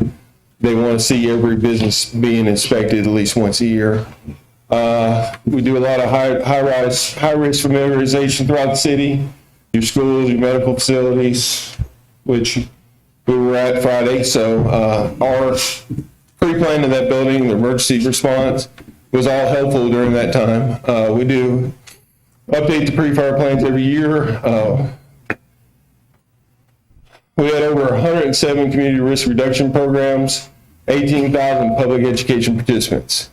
That's taking the number of people. We might have seen people 5 or 6 times, but each time we did an event, we counted the people that we would have there. And that's how many people we've seen this past year. We have over 1,300 fire hydrants that we tested this year. We do it yearly. Over 15,000 foot of fire hose inspected and tested. And this year we did over 15,000 training hours. One of our biggest things is community involvement. We try to be out in the community as much as we possibly can. Seeing the kids, working through elementary school, preschools, moving all the way up to 5th grade. We're still working on trying to get into the high school a little bit more. We've got some talks with director. We're trying to get a fire science class within this high school and try to continue to improve the involvement within the fire department. In closing, I went through that pretty quickly, didn't I? It's hard to follow Jennifer and everybody else, but Tullahoma is dedicated to serving the residents, visitors, and community of Tullahoma. The future of Tullahoma Fire always lies in our employees. We are always working to build that future leader within our department. So that's what our goal is. When they first come in to our department, we're looking at building them into a new leader. We feel like everybody should lead and be able to lead, and they are the future of our department. So we got to instill what they need to know early. But thank y'all. Do y'all have any questions? Chief President, I can tell you, I can speak for most of our citizens, all of our citizens in Tullahoma, and tell you that we are proud of and thankful for our Tullahoma Fire Department. And thank you for your leadership. Thank you very much. Thank you. I have One question, Chief. one quick question. The bad changes that you mentioned, are those changes where that may have been prevented if we had, instead of making those changes at home, talked to the city and gotten a permit and had inspections? That would have probably been a good start. Yeah, people will do things when they're stuck at home, and did a lot of research reading into different places. They talked about with the COVID, people were doing home remodeling projects. They were doing stuff, getting stuff delivered to the house. They were changing out electrical outlets or moving things around, putting in new walls, changing, wall coverings. And some of that has led to, we had a couple that we know were just from the electrical that had been done within the house. So, we just kind of looked at that, and we're hoping that swing of going up to 21 this past year is going to downswing back to none. But thank you. More as permits is a painful process, but it could save your home or your business. Permits and inspections are very important. Thank you again, Chief. Moving on to the consent agenda. With the consent agenda, all of these items are considered routine and they all be enacted with one motion. And that there are 6 items on there with no changes to that. Entertain a motion to approve the consent agenda. Motion from Barry, seconded from Mathis. President vote green for approval and red for disapproval. The consent agenda is adopted 7-1. 7-0. Got it right.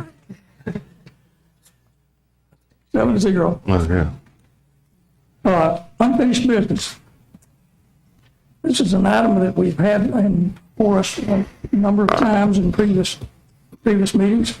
Approve of bids board for Kathy Dameron in the amount of $1 and for unimproved 25-foot right-of-way, 409 East Deckard, and to Jeremy Dameron in the amount of $1 for the unimproved right-of-way on 415 East Deckard, and authorize the city attorney to prepare all necessary documents to support the sale of this. And then, let me get approval. Okay, got a motion from Barry and second from Hamacher, and I'll go to the city administrator for background here. Yes, Mayor, you'll remember when this was on the board's agenda the first time, we had some discussion about reaching out to the other property owners who did not submit a bid, because remember, only the adjacent owners were eligible to bid. So we wanted to contact them and be sure that, one, they were aware of the opportunity and make sure that their lack of bidding wasn't meant to communicate their unwillingness to accept the right-of-way, because we'd like to surplus the entire block if we're going to surplus a portion of it. At this time, we have made contact with 4 out of 5 property owners, and even that 5th owner was a signature on the application. We just haven't been able to make contact again with that individual, but we do believe we're going to be able to surplus all 5 pieces of this block. Got a motion, we got a second, we got the background. Any questions? So now we got a full block, the right of way is been widened by 50 feet. Vote green for yes and red for no. And that passes 7-0. Moving into new business. To approve the purchase of a mower utilizing state corporate pricing, state comparative pricing for Southwell, and that's in the amount of $7,733.96 for Tullahoma Parks and Recs. Details on that mower is on page 146, so get a motion. Motion from Barry, motion from Mathis, seconded by Barry. You need background on that from city administrator as well. I do have one correction, and it is under the fiscal impact. We had meant to update this memo before tonight's meeting to show that funds are available in the equipment reserve fund, not in the general fund for the Parks Department, but in the equipment reserve fund. And that's for this item and the next. In the next. Okay, with that, we've got the motion, we got the second, we got the background. I have a question. In the study session, I brought up the issue that I know this mower's used at least like 75% or more for school system property, and asked if staff would reach out to the schools, see if they would share the purchase of the. Yes, thank you for reminding me. We did reach out to Dr. Stevens and we've scheduled a meeting, but we haven't held the meeting just yet. Tonight, my recommendation was to go ahead and get your discussion and or approval, hopefully, of authorization to order this. My understanding, there's about a 6 to 8 month lead time right now on equipment. So we'd like to go ahead and know if we have your approval to replace the mower while still working with the school system to see if they will contribute at least in a 50-50 split of this item. Okay. And if they do participate, it'll be as a reimbursement. So that's another reason I thought we could probably move forward with the order. And in the meantime, work out some kind of cost sharing arrangement with them. Okay. Further comments? We're agreeing for yes or for no?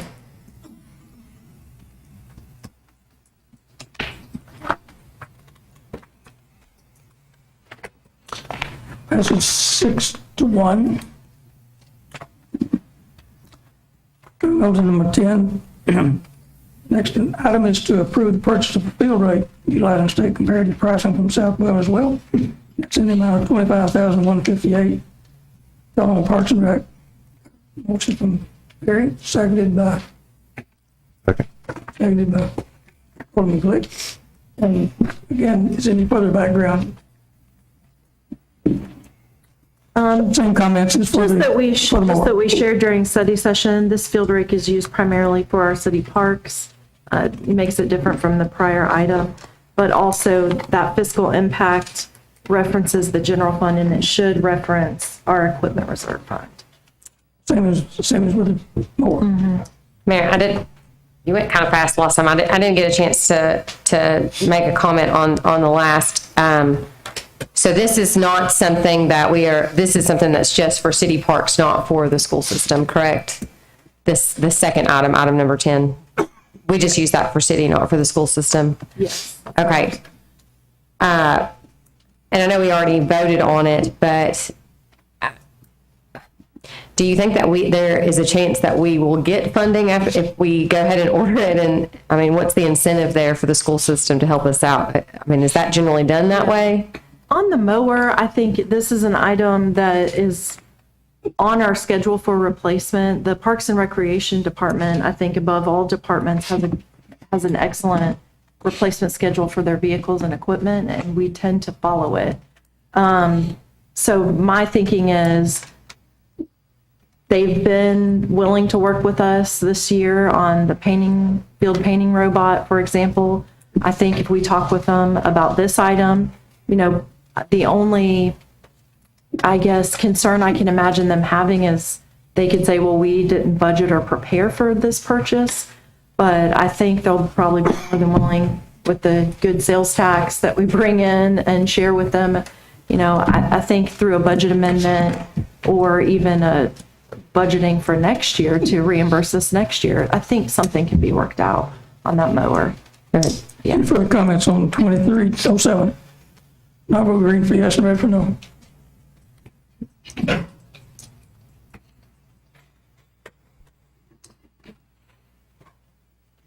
It passes 7-0.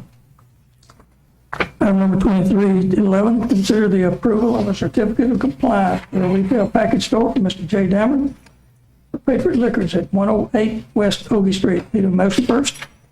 Motion from Alderman Mayor Pro Tem Matheson, seconded by Barrett. I'd like to amend that motion to include what's stated here, plus accept the agreement, the tentative agreement that was presented earlier. That's to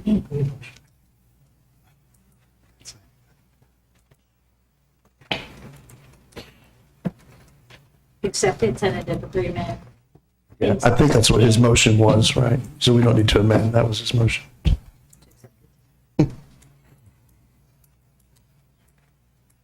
Okay, we got a motion and a second. City Administrator can give us some background on that. Well, I would just share this application is for a retail liquor store at 108 West OG Street.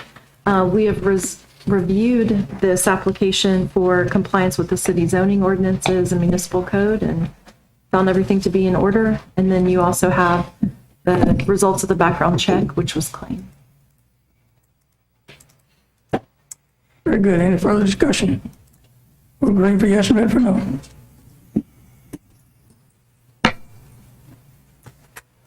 That passes 7-0. Moving on to 2312. Consider the approval of a 5-year tennis court agreement with the U.S. Department of the Air Force to support the public use of AEDC property, with the general liability insurance to be annually provided by the city and the general maintenance to be provided by Tullahoma Parks and Rec. Your motion, Barry. Seconded by Alderman Mathis. Alderman Mathis. Okay. And I know you've been working on that for a while. Administrator, I know you're anxious to give us some details on that. We did, and I regret that I cannot remember the name of the most recent individual we worked with, but I do feel like that made all the difference. Working with the right person, she was newly promoted to her position and really assisted with understanding what the city's concerns were and having our new base commander, Colonel Gordon, sign the memorandum that waives all of those issues with insurance that we were concerned about. And so we're ready to move forward and have a new 5-year agreement and continue public use of the facility. And the new commander there was very accommodating and going along with that to waive those additional insurance. Okay. Any other questions? I'll vote green for yes, red for no.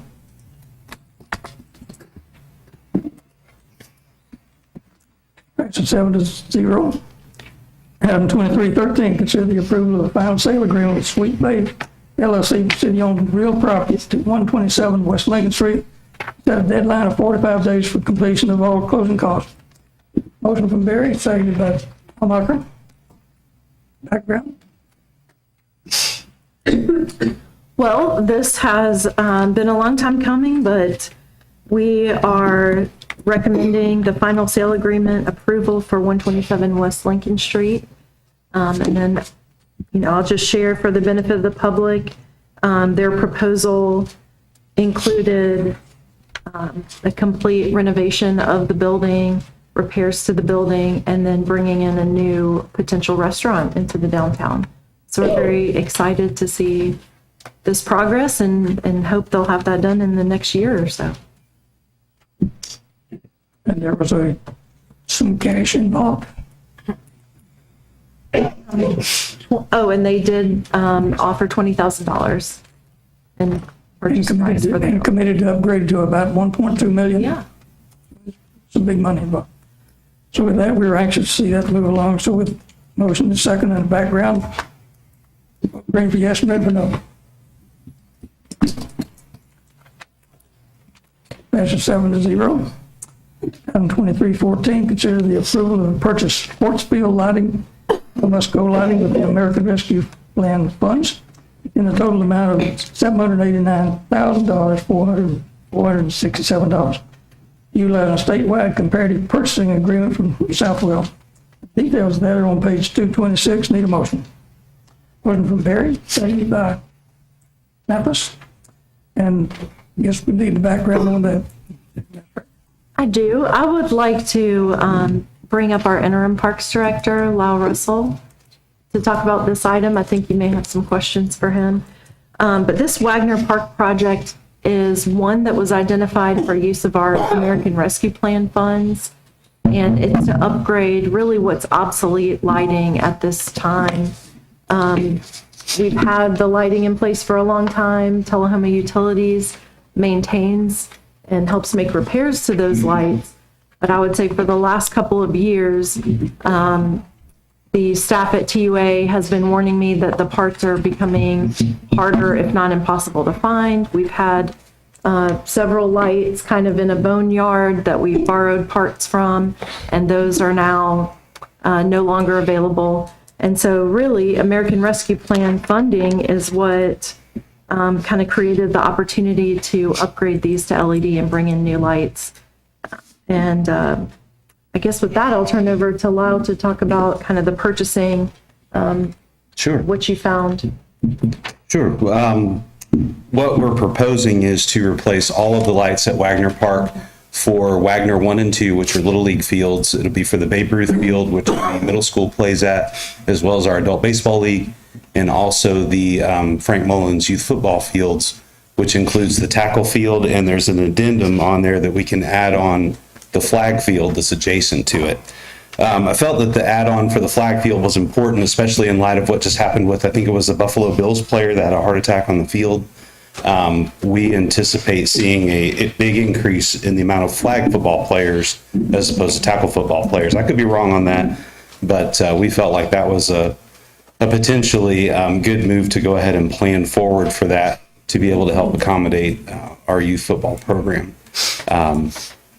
We think that this is going to be a very good project. I think when you see in the end, especially when you drive by that park now, there's just a sea of poles and lights. And I know that that's, part of what we've had because of the lighting system that was there. This reduces the number of that and changes the landscape considerably. It's going to be very visually appealing driving into Tullahoma on Highway 55 there. And we think it's going to be a really good project. I'd be happy to try and answer any questions or concerns you may have about it. Got a motion and a second and a background question? I do have, you can go ahead. I had some questions on it, and I am for this project. I just had some questions and concerns about other things that would need to be done on that, and I'm hoping that, and I'm sure you have taken them into account, but I saw in here that the city will be responsible. Well, first of all, I noticed that we're already getting about $250,000 out of reserves of the ARP funds, that it is, it's that much over budget already. And I was just worried about how much more it might cost if we had to supply the power to it. I know that on another lighting project we had to supply an electrical engineer and the transformer and everything to supply the power up to the disconnect. And it gets to be pretty expensive. So I'm hoping that you have accounted for that, because it does call that in here in the specs. Other than that, I think it's a good project. I did have a question about the, on the Mullins Football League and the Football League lights. Do they use those for games? Do they play games at night, or do they have just practices at night? They do. They've started playing games at night due to the increase in, I don't have the exact number of how much they went up this year, but they had a very large amount of new players sign up. That's good. It's a good problem to have. To the point where they've had to start playing night games just to accommodate everybody. That's good. And I believe Alderman Berry coached for them last year. He could probably answer that question as well as I could. Yeah, that's, this is a good project. I like going to the LEDs. That's also nice. I just would like to have a feeling for if you would, if anyone's reached out to TUA yet about the power, and see what we might need to do as far as engineering that. Because I know Musco won't do that. They'll just do it from the disconnect on. Right. We have, we've met with TUA representatives at the field. We've walked the site to make sure that everything is there in place, and they're confident that everything we need is already there. Okay. It's just repositioning what's existing to be able to accommodate the layout that Musco set forth. Okay. And then the last item I'd caution you on is the steel poles that are on Greenfield. Mm-hmm. Those are, we purchased those from TUA, mm-hmm. and then they were involved in a product recall. So TUA is supposed to come out and inspect those periodically to make sure they continue to have structural integrity. I just want to caution you to make sure that we keep that up, since we are retaining those poles. Yes, thank you for letting me know that. Thank you. Barry? More of a comment than a question. I'll always take the opportunity to say congratulations again to my Bel Air Bees, K-1, who took first place in the Frank Mullins flag football this year.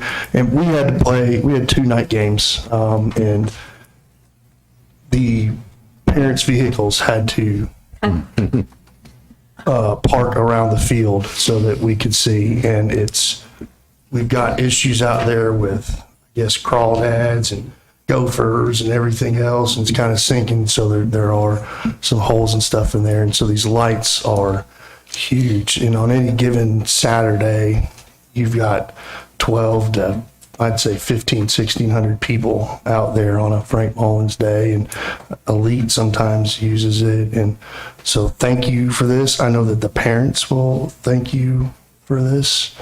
That does include the addendum, correct? The 789 number, yes, sir. Does include. Any other comments or questions? I have a comment. Alderman Palmer. Thank you for all your hard work as interim while, and you seem to be doing a fabulous job. I wanted to note that. And thank goodness for our former Parks and Rec director for having all this knowledge to share with us. So thank you, Kurt, because I wouldn't have known any of that. Yeah. Any other comments, questions? Ringer, yes, ready for no.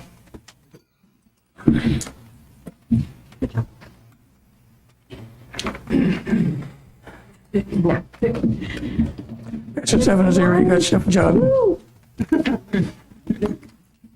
I'd like to say thank you for that. Like Alderman Berry said and Alderman Glick said, this is going to be a fantastic project that I think you'll see a tremendous difference there. And I was going to preempt, I know one of the questions that usually comes with this is about did we look locally for this? And just so happens that we do have a local contractor that Musco is working on contracting with, so it will stay here in this area.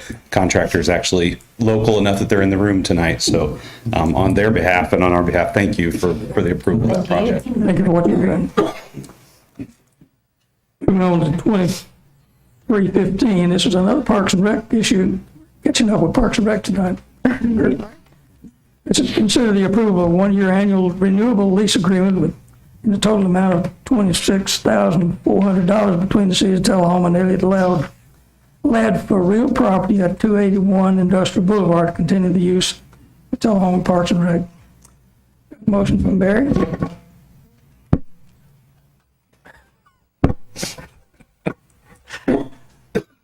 Need a second? Second by Mathis. And background on that, again. Yes. Administrator. I believe the city has leased property at 281 Industrial Boulevard since 2012 and used it for our parks maintenance shop. And I know that the rent has not increased for at least the past 7 years, but recently we were contacted. The property not only changed hands, but the new owners intended to raise the rent. And it is a pretty staggering increase. It's double. So from $1,100, it's going a month to $2,200 a month. I think, there's been some talk, I think, even from when Alderman Glick was director, that should the city look at building its own facility on its own property rather than leasing this building. And I think probably, at the time with the lower lease amount, we felt like it was worth it to just keep the property that we had. But now this creates an opportunity to take a fresh look at it. One of the terms of the agreement is that you are locking into a 1-year term, and either party with 60 days notice prior to the end of that year can get out of the agreement. But again, this year, 60 days wasn't enough time for us to really evaluate other options. I think what we are recommending here is a 1-year renewal of the lease, and just encouraging that the, next city administrator and the board explore other options before you get to the next end of term. Yes. Any comments, question? You heard the background. On there. More of a comment, and this is kind of a challenge to us. I would like to not see this on our agenda next year. And so whatever we need to do to move that along, hope that we do that. 'Cause I hate Yes, so, since this is expiring, let's say we chose not to renew the lease agreement, what are our options at this time? Do we have anywhere for any of this to go to? We do not have any covered storage for this equipment. I think that's our biggest concern. And how even at long- Public Works, it's a similar issue. You have a lot of equipment that's not stored under roof. I think if you explore other options, you should also look at that. If you would build something bigger that could have more storage capacity for both maybe Public Works and all of your parks equipment.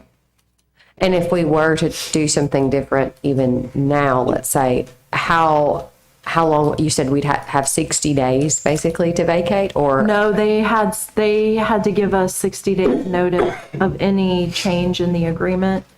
And so we received that, but with our, 60 days with our board schedule and everything, it's not much time really to negotiate or to look at other options before we renew. So that's why I'm recommending probably that we go ahead and renew the agreement for one more year and then use these next 9 months to explore other options. Well, would it be possible for us to potentially negotiate this? I do think that double is a little exorbitant, and perhaps this is something that our city attorney could assist with in negotiating an agreement.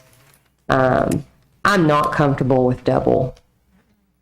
I feel like it's a little extortion. I'm just going to say it. Yeah. Any other comments? I'll vote green for approval and red for not approving.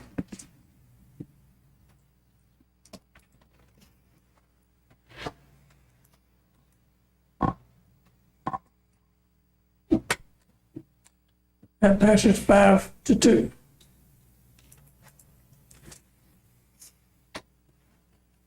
Item 2316 is to consider the approval of a grant application with the U.S. Department of Homeland Security Assistant Firefighters.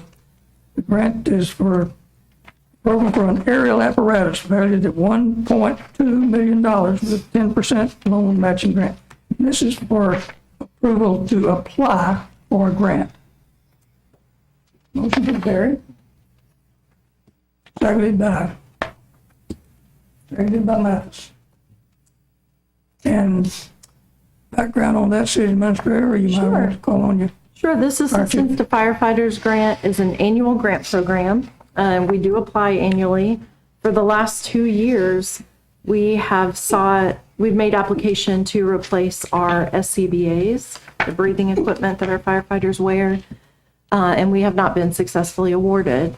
This year, the fire department made a recommendation to apply for this new aerial apparatus. It's called a Quint, and they feel like it would allow us to have a ladder truck at Station 2, provide better ladder coverage for the entire city, and then also as we look forward to the day that there may be a Station 3 in Tullahoma, it would allow them to have enough equipment to initially staff that third station. So I think that it's a big ask, 1.2 million. I'm a little concerned, might be too large of an ask, but they feel like they can make the best argument as far as need. This is what the department is in most need of. If we don't ask, we probably won't get it. Yeah. It increases our likelihood if we ask. Yeah. Okay. And the smaller projects, Chief Pearson and I have discussed, one of the smaller items they really need is a new paging system. And they could ask for that, but we're also more easily able to fund a smaller project. So, he's right. We're not probably going to be able to fund a $1.2 million piece of equipment right now. So that's a better thing to ask for a grant. Any comments? Questions? This is to approve the grant. Application. It's an application for a grant. A grant for yes, red for no.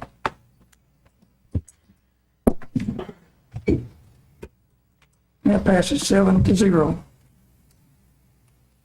And then we come to something on the agenda that's been looking forward to is ordinance number 1588. An ordinance to amend the zoning map of the city of Tullahoma set forth in Tullahoma Municipal Code where it's ordinance number 1392 to rezone approximately 216.3 acres located at 451 Jerry Street. That's from General Agricultural Zoning District to R1 Low Density Residential Zoning District. Need to get a motion on the floor. Motion, please. I make a motion that we not approve. Okay. I make a motion that we not approve the rezoning request because of concerns for the public health, safety, and welfare due to unknown impacts to the environment, infrastructure, and fiscal stability of the city. That's your motion, then you second it. Your second.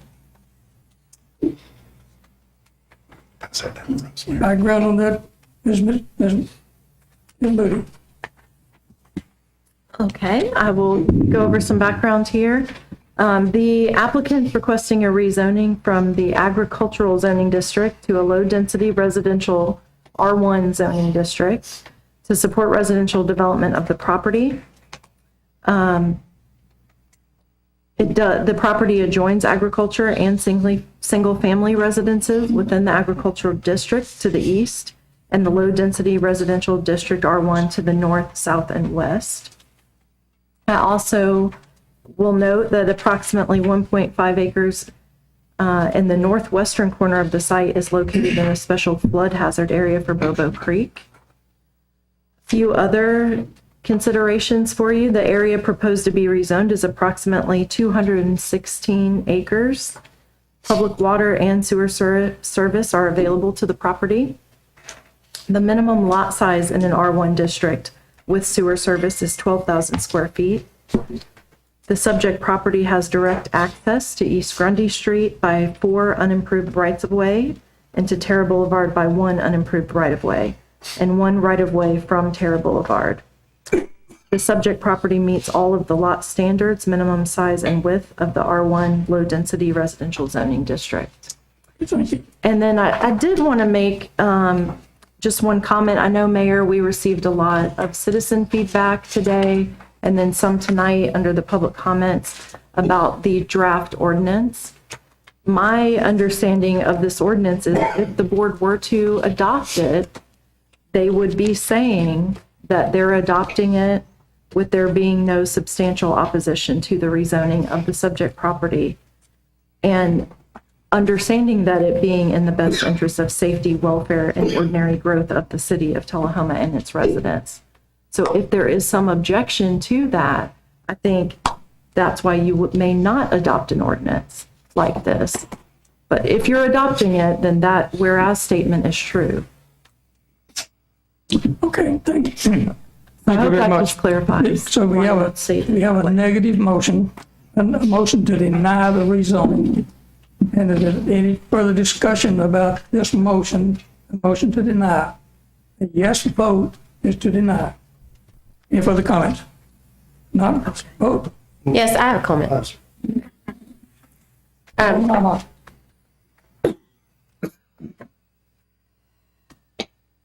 I debated on whether or not to say anything. Most people in this room, I hope they know that I'm doing so in the interest of protecting us from future liability. I would like to say that while I do appreciate the Patsco's at least acknowledgement that there are some things that we need to iron out and work out, and that there are some citizens' concerns. The main reason that I think that we should not deny this is because we are smack dab in the middle of updating our 2011 land use plan. We do not know what the overlay for the future of that property will be.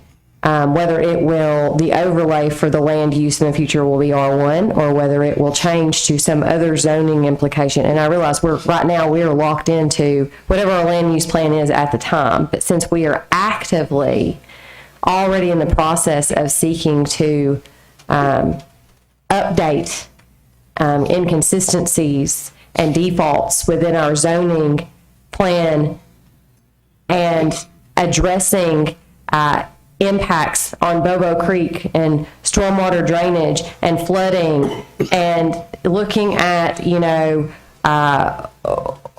what kind of infrastructure needs and problems will arise at the full amount of lot size, since we cannot tell them what they can and can't do as long as they're within the parameters of that rezone, really. And so I don't want this to be on record that the only reason that Mr. Glick, I think, motion is to deny, or perhaps my vote or another vote might be to deny, is purely because of neighborhood opposition. In fact, it is quite the contrary. I believe that there are legitimate concerns from the liability of the city, and to that standpoint, we need to be proactive, as the citizen said earlier, and proceed with caution. Barry. We both serve on the planning commission. Planning commission and aldermen are two different scenarios.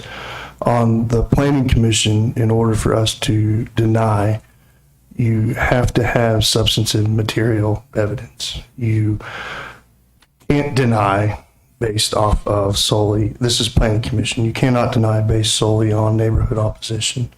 You cannot deny based off of somebody just saying it might affect traffic. You cannot deny based off of somebody saying we don't want the additional. You have to say, in the planning commission, you have to either have expert witness testimony with that, or you have to have some material document.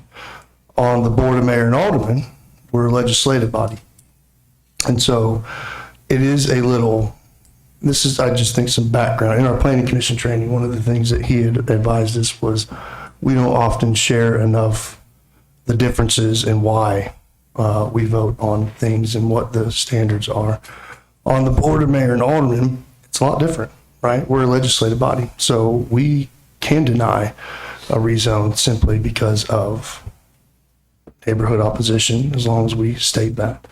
Could it be challenged? Yes, you can challenge anything in court, but the bar is much higher to overcome that when it comes from a legislative body.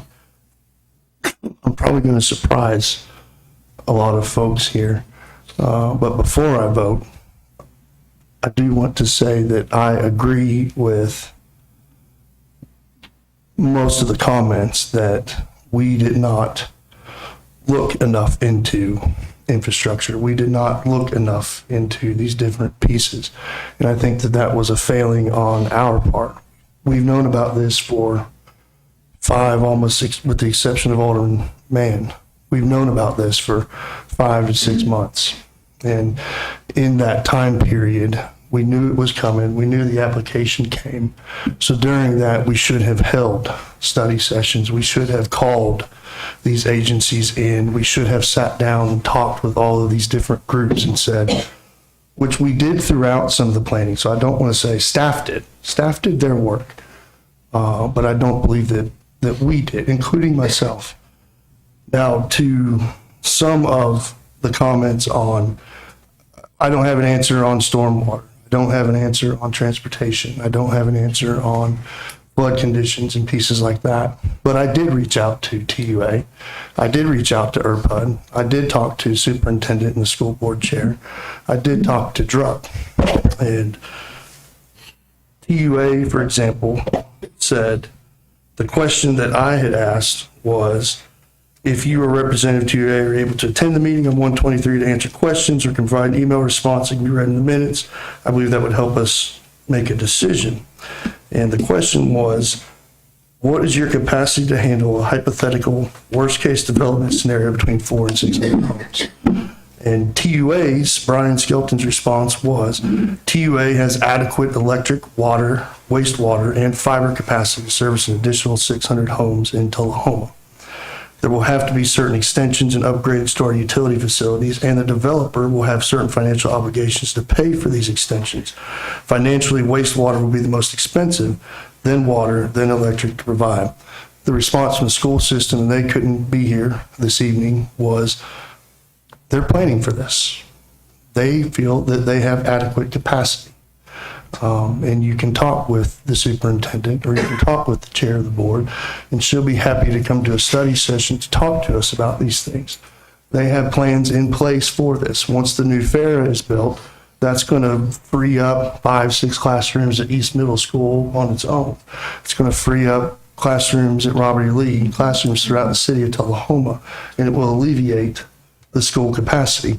And I do see some head shaking, but all it takes is a phone call to our superintendent to answer these questions. It takes a phone call to Brian Skelton at TUA to answer these questions. It takes a phone call to ERPUD to answer these questions. But this is where it will surprise. I feel that we failed to do that in a more public setting. I think that we should have held public sessions on where we asked these people to come in, and we asked them to present, and we asked them these direct questions. And I know that they have at different times answered these, but because we failed to do that, I'll vote, I guess, yes, because it's a negative to deny a rezone, and that's why it will probably shock some.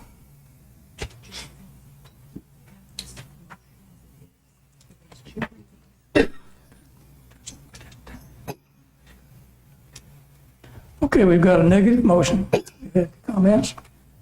We got the background. And at this point, a vote, a positive green vote is to deny this rezoning. A red vote is to not deny. Okay, that's the trouble with a negative motion. Okay.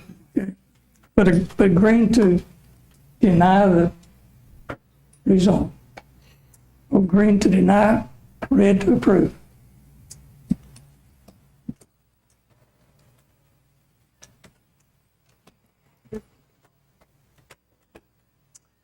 And that passes.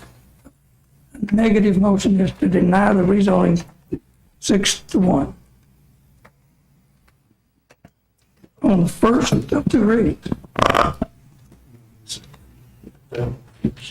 Correct.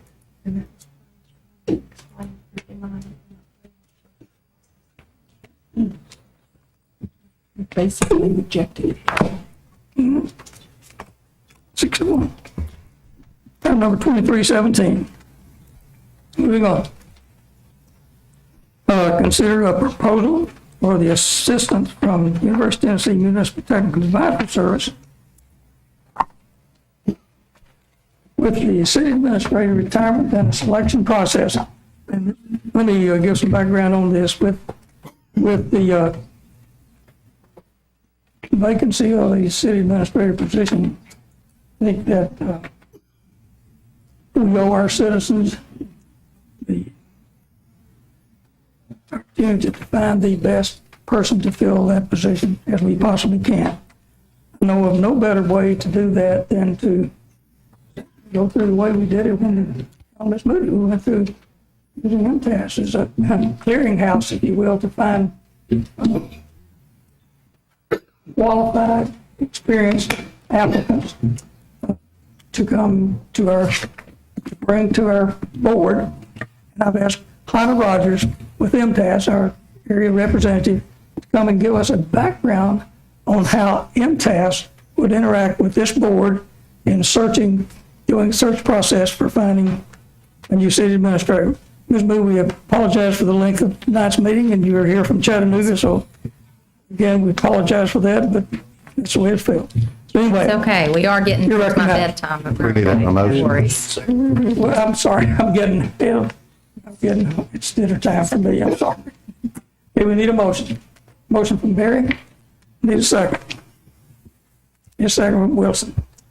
And with that, since we've got a motion and a second, now you give us the background on how MTAS can help us. Yes, sir. Thank you all for having me. The mayor pro tem will remember we did this several years ago. MTAS assisted when Ms. Moody was hired and joined the city. And basically, you all have this in your packet. I'm not going to read through it in detail with you or anything. MTAS is here to assist as much or as little as you would like us to. We just want to help the city bring in the best professional you can bring in. There is no charge for any of MTAS's services when we come in and assist you with it. So I'm just going to hit on a few things for you.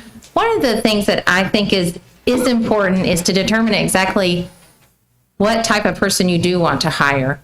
And that's different for everybody because I think, understandably, everybody has different initiatives they're interested in or they want an administrator to work towards. They have different thoughts on qualifications that should be required.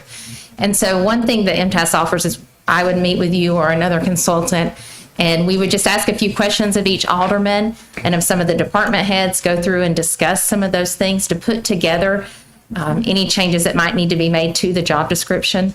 As far as qualifications, that also helps when you are formulating questions.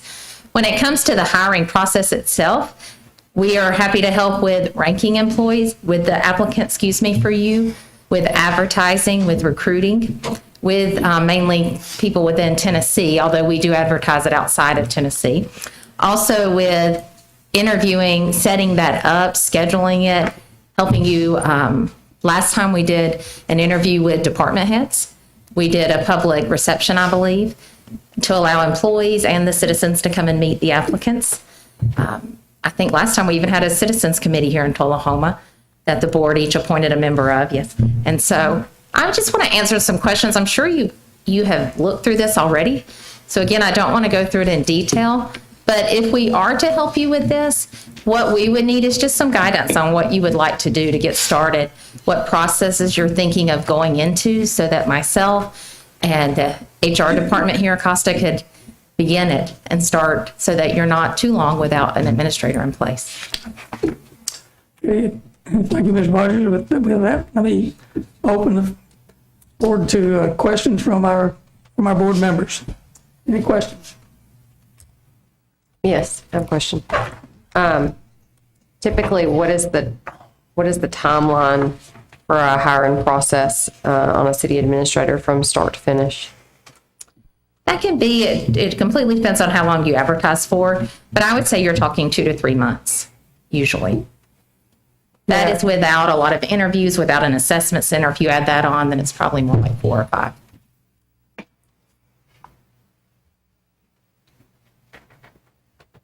Other comments? Alderman Berry? It's free, right? Yes, it is. Yeah, I think that we should look at the process, and I think that our next study session, this should be if we decide to change our meeting schedule, we should schedule a study session separate from a meeting to sit down.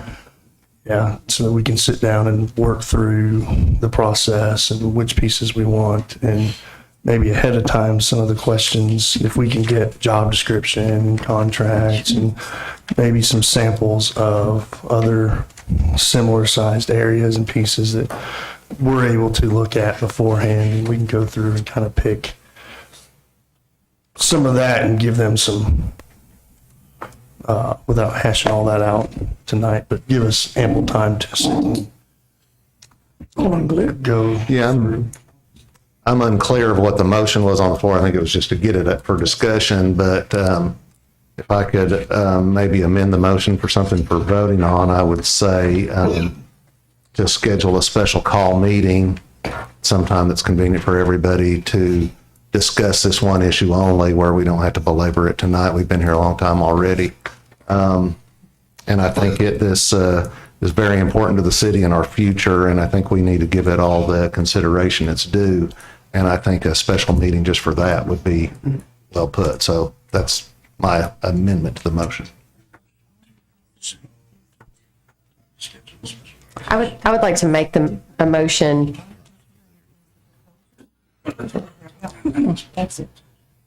We do need to tonight with this motion.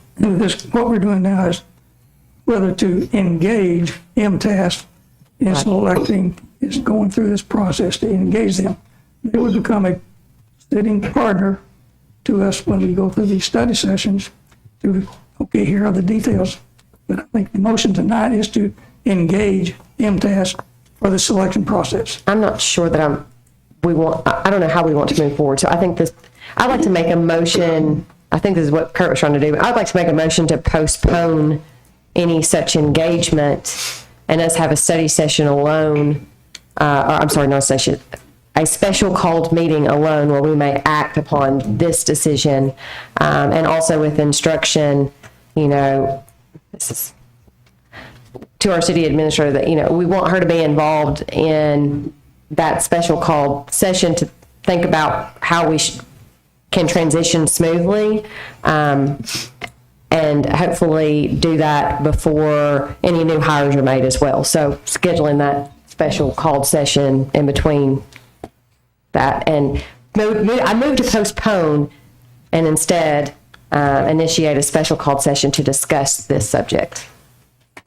I would encourage us to move forward with MTS because using the expertise that they can bring to this board is invaluable. It's something that we don't have sitting around this table.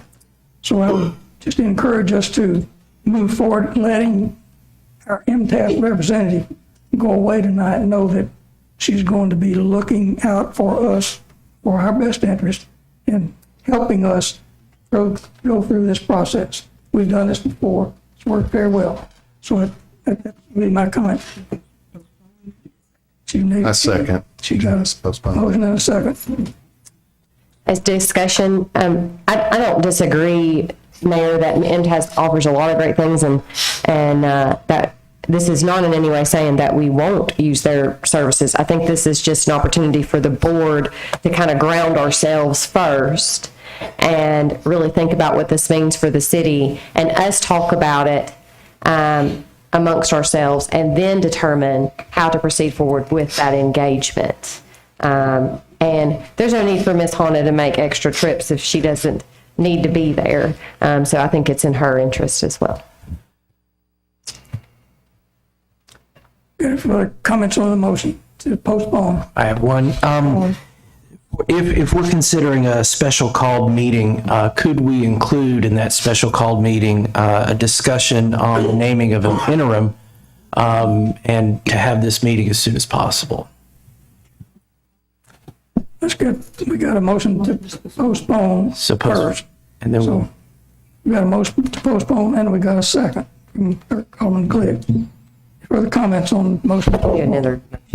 Yeah, I guess the only thing that I have on the postpone is all this is saying is, hey, MTAS, we would like your advice. It's not choosing format. It's not saying you're going to run the show. All it's doing is say we do want to engage you, right? It's not locking us into anything. I guess my only thing on postponing is, for me personally, and this isn't, I guess everybody's different, I don't have the knowledge to go at it alone and choose a city administrator. This is what they do. This is what our state taxes pay for, and I want them involved in the process. And that's all this is saying. Now, what I was talking about with the special call meeting was, hey, let's tell them tonight we want to engage you. And then let's have a special call meeting saying, let's decide how we want to engage you at that point. And that's the discussion that not that we don't want your expertise, not that we don't want to talk to you, not that we don't.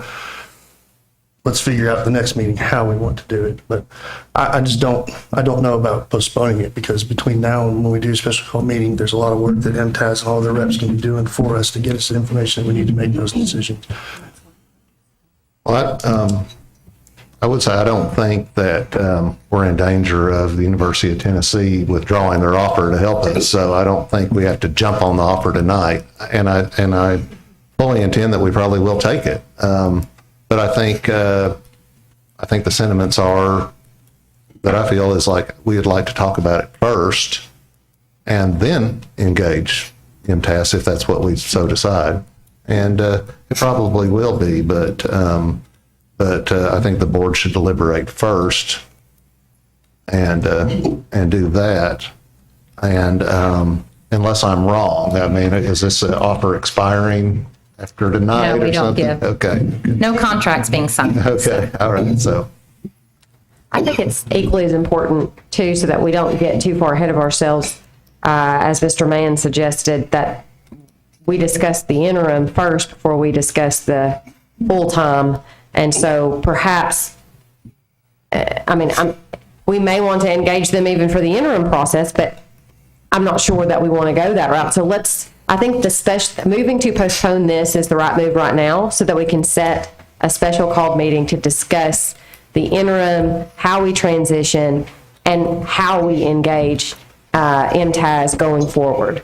So I think that has to be easiest way to do this is in two separate motions. This one is the move to postpone this engagement, and then hopefully we can get a motion on the floor, perhaps by Mr. Mann, and that suggestion of the special called session.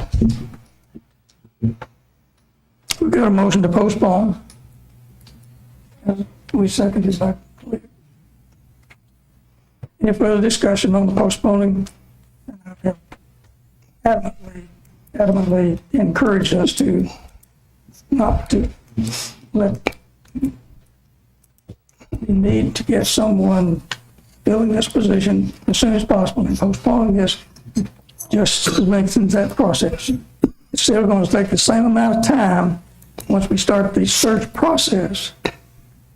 Sooner we can start that, sooner we can put someone in that position. We got a motion and a second and discussion. Alderman Jerry? Yeah, I hate to belabor the point, but I just don't see, unless there's question in somebody's mind whether or not we want to use MTAS, I don't see why we need to have a special meeting, all come back, decide that we want to use MTAS and have a special night to do that and take up that time versus say, hey, we want to do it. And then at that special call meeting, I'm sure that they can come back to that special call meeting and ask and answer any questions and help us formulate. So I guess for me, it just, we're having a meeting to have a meeting to have a meeting to have a meeting. And I will put as much time into the city as I possibly can, but I don't like meeting just to meet. We have a motion to postpone, green to postpone, and red to not postpone.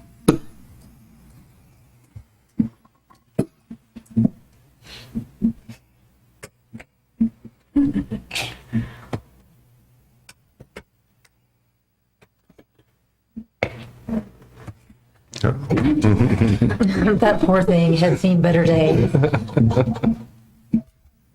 It heard you were trying to get a new voting. Everybody, it's very upsetting. Can you guys vote again? Yeah.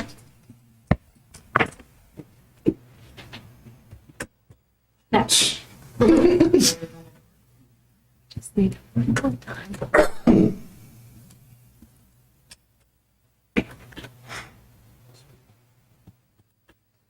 It almost made it. Mayor, if I may, while she's working on that, just say that if this passes and ahead of the next meeting or at any point anyone individually has a question or would like examples of what we've done in other cities ahead of that to help you prepare in discussion, I'm always available for that as well. Happy to help. Thank you very much. Yay. We got some lights. Postpone is 4, not postpone is 3. So we're postponed. We didn't say until when. Thank you for having me. I'm sorry I broke your machine. And I'll see you next time. And we need to schedule a special call meeting now, or? Make that a motion. I move to add to the, I know, I hate to do it, but we need to get it scheduled, that is true. I move that we add a special call session to the agenda tonight to have, how soon do we want to have this? Takes 2/3. Yes, it will take a 2/3 majority in order to schedule it, but this is really just to get it on the schedule. We can go ahead and so if everybody wants to look at their calendars real quick, help me make my motion. When is everybody available?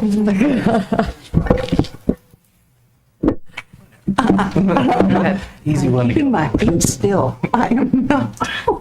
I'm flexible.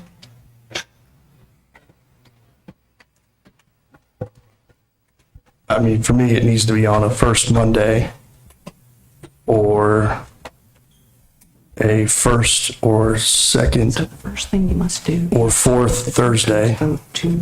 So how about the first Monday in February? Is that too late? What's that date? I've got, Sixth? I can't do the 6th. About the 30th, How about the 30th? about a week from today. It's my birthday. Yay! Don't you want to spend it with us? No, I do not want to spend my birthday with you. It's already on. Your motion to add something to the agenda? Yes, I'd like to move to add make a motion to discuss adding I guess we are discussing, make a motion to add a special call session for Monday, January 30th at 5 p.m. here at City Hall to discuss our steps moving forward and the expectations with our city administrator in transitioning. You should have two steps. One is the 2/3 to change the agenda as it was approved, and then her motion. We do have to have 2/3. Add something to change. Yes. To add it to the agenda. Yes, sir. This is adding it to the agenda. Add it to the agenda. 2/3 vote. Rainford, yes, to add, Reggie. To just change. Let's add it to the agenda. Just add it to.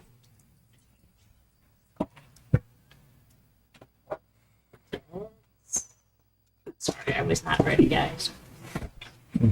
We're adding it to the agenda, yes or no? Vote. Let's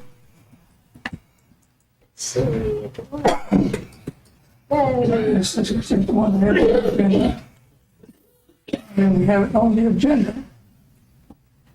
I move to set the special, Oh, you go ahead. okay. Doesn't that need to be, we already have another item, so that would come after the other items. We'll move Yes, on to this the will be next. item Okay, go on. number Two more. 2320. Oh, that was my item. No, who's first? Yep, Kirby. We still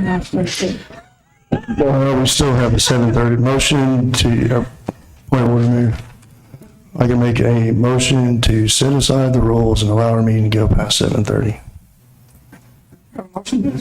Who made the second? I second. I guess we need to, this is gonna be quick. Just, let's get these votes done. Suspend the rules, that's You guys, Green to extend. ready, set, go. To suspend the rules and continue. Max. Suspend the rules. Well, you're too fast. All right, 7-0, we suspended the rules. We will continue.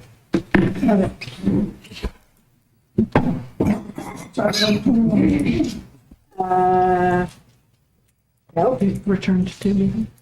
So 2318 is what we should be on now, which was either 2 board meetings per month or 1 study session and 1 BMA meeting per month. I don't know exactly how you had it worded, but Well, I make a motion to go back to the regular schedule that we had previously, which is 2 regular board meetings a month on the 2nd and 4th Monday, is that correct? Well, the study session can be Second. scheduled after the board meeting. Right, they can be scheduled after, yeah, just the way we used to do it, just reverting back to pressing the reset button, basically. Okay? The motion second. Any discussion on change? City Administrator, Mayor, looking at- yes, I would just remind you, I believe this temporary format, you adopted it by resolution, and I wish I could remember that resolution number for you. But I think simply you could repeal that resolution. Your motion could be to repeal the resolution, which then would restore it back to what's existing in our charter and our code. Okay. Yep, your 2 meetings a month. Okay, yeah, I make the motion to repeal the resolution, and we'll fill in the resolution number later of changing the meeting format. Agreeing to I have discussion. approve. I agree with that. I think that's good, but I also don't want to lose. So one thing that we did have in the study session that we did take advantage of is we were able to talk about certain things. Last week, we brought up, or last meeting, we brought up roads, we brought up some other, and I've got some things I'd already talked to Mr. Chris and some things that I'd like to talk about. That's a time for us to do that.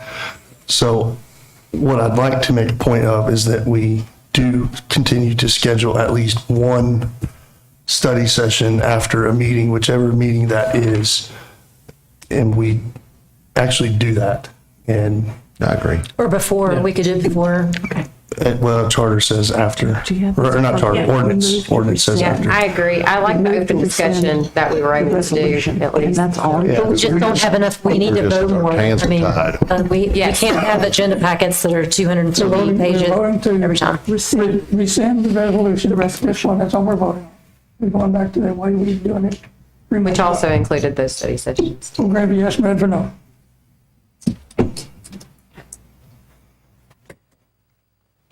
All right. That passes 7-0. The next agenda item that was added was agenda item number 23-19, to allow Aldermen to add an item to the agenda prior to the agenda being published. 23-19. And I did ask for a caveat to that, to make it on Friday prior to the deadline. Did you accept that? When is our publishing deadline? Wednesday. So you want it 5 days before that? It was 2 working days. On Friday before the Wednesday. No, I mean, it's one sentence you type into an agenda. I think it should be before it's published. So we have things that come up. I think we should be accommodating as possible, but so long as it hasn't been published, so before the publishing deadline, an alderman can add an item. You still have 5 days before the board meeting, even once we hit the publishing date, so. Let me just point out that there is a fair amount of work that usually goes into a resolution before the publishing happens. So it takes some time to get ready to be published. So I was trying to allow that point in time, like, if we get it in by Monday, okay, we can get it published by Wednesday. My motion stands, Mayor, with all due respect. Any further discussion? We don't, Did we have a second for the alderman add items? no. Second. A motion and a second. Any further discussion? First, All in second. favor? Yeah, dude, we had a study session last meeting, and this was one of the things that we had talked about. And I tend to agree with Attorney Worsham that let's just sit down and change the rules or appeal them instead of continuing to nitpick and do little things. We talked about this as a group. We can't agree on anything, but we all nodded. Hey, we wanted to have some verbiage to change this, and so that put staff to task. So I don't know if any work has already been started on these pieces, but we all sat around and said, on this exact thing, we all sat around last study session and nodded in agreement that we were going to sit down and review this entire thing as a whole, and let's just do the whole thing and be done with it once and for all, instead of just continuing to nitpick or say, yes, let's do it, have staff go do work, and then we come in and change things. So You have a motion to, I agree with that, and I've been a proponent since I came on this board about it, changing the entirety of the rules and doing it as one block. I think it makes more sense that way. However, I mean, I've been saying that for some time now, and we haven't had any movement, so that's why I'm in favor of at least adding this on right now. Let the aldermen have a chance to add an item to the agenda, and then we can still go back and change our rules in the entirety, come up with a cohesive set of rules that we all agree upon. We can still do that even after we have this. So because I'm in favor of the aldermen being able to add something to the agenda, I'm also in favor of all the rules being changed in their entirety. But one doesn't preclude the other. So let's move forward now with adding the aldermen, adding to the agenda. We'll redo the rules later. There have been many of us that have talked about that's something that we want, and I mean, I think it's time to do it. I'm all in favor of doing exactly what you're saying. I'm trying to give staff enough time from when you send a request for an amendment to be made, a proposal to be made, motion to be made, and it takes time from the time they get it until we publish. That's just all I agree, Mayor, and I think that everybody here intends to be courteous in their expectation and to hopefully be a more integral part of the drafting of those things and helping staff with our requests as far as the way the resolutions are drafted and exactly what we're expecting. I don't think anybody's trying to make any staff members' life harder, but since we do get in time locks because of having to have the agenda published per sunshine laws, we need to be able to conduct business. And that has to be number one. And there's sometimes are things that need to be added, and we don't need to be bootstrapped by rule that says we've got to add it, give them 5 days notice to add it for the 5 days notice of the agenda. Well, now you got 10 days. Well, you've only got 14 days in between board meetings. So you're strapping us to be able to make decisions within 4 days of the previous board meeting. And if we don't know what needs to happen in those 3 days, we can't make any changes. So I think per sunshine laws, that's our deadline. We intend to be courteous and make sure that we can accommodate. And if more time is needed, we can discuss that with staff whenever we ask for that resolution or that motion or that item discussion or whatever to be placed on the agenda. One quick comment. We've not been bootstrapped every meeting since September. We have added every meeting since September. We have added 1 to 2 items to the agenda. So I am in favor of this if that means that we will stop adding items to the agenda the night of. If we can all have a gentleman's agreement that we will stop doing that in favor, then I am for this. One other quick question is, at our study session, one of the things that we all agreed that we would do was to go through those and make suggestions and send those to the city administrator, that things that we wanted changed in the code. And we were all supposed to email. That was a week or so ago, and I would like, Administrator Moody, how many of those have you received? I haven't received any. So it's on us that we're not getting those changes drafted. We're making those changes right now. Have a motion, call a question, green for yes, red for no.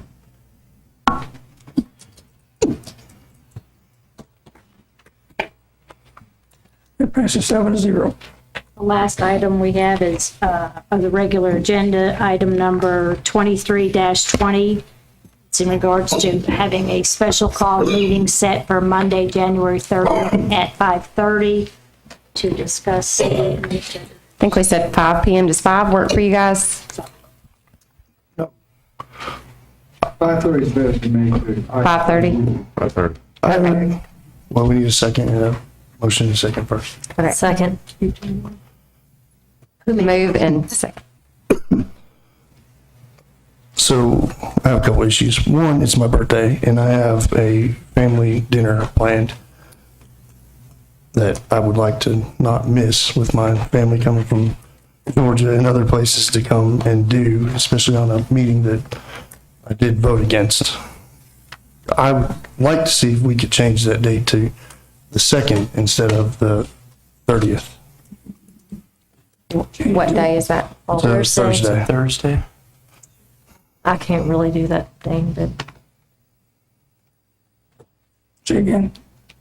no, I'm not available on that evening.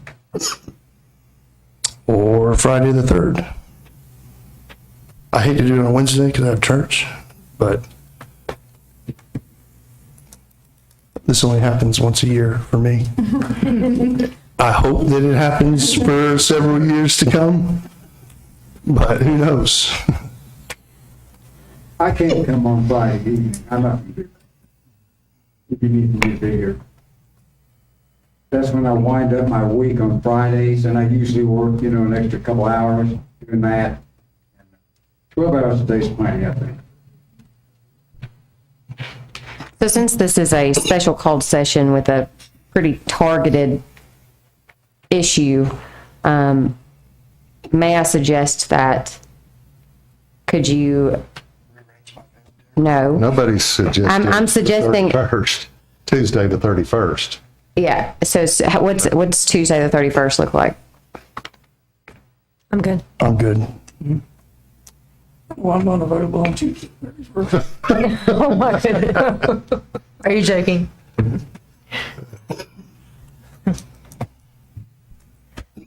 Well, if one person is unavailable and the rest of us are, is there any possibility that that one person could emphasize any concerns in writing? Just do it. I will always choose family. That's sorry. No, I agree with you. The date stands, Monday, January 30th, 5:30 PM. That's my motion, and I believe we have a second. On that agenda, it is to be expressed that we will be discussing steps towards selection of a potential future city administrator, as well as how we want to go about selecting the interim city administrator, and the timelines set forth, and as well, one more item, the expectations going forward with our own city administrator, and any changes to that, considering we have some new hires coming in. So really 3 things on that agenda. And since we do have, this is her last meeting, and I hate that you're going to miss this, but I would also like to propose that we perhaps have a reception at 5 PM just before that to honor Miss Moody and her service to the city.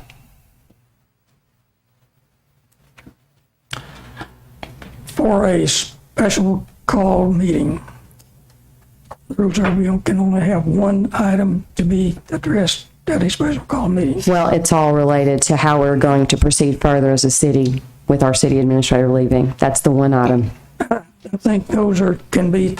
They're all within that, yes. Arms around one thing. So they're so related. And what day of the week is January the 30th on? I don't have a calendar even with me. Monday. It's next Monday. And my proposal, if there are no objections, is that we could also potentially do advertise that reception for Miss Moody as well. Are we interested in doing that? I didn't hear any objection. Okay. Okay. You need to vote on your January 30th meeting. Vote green for yes and red for no.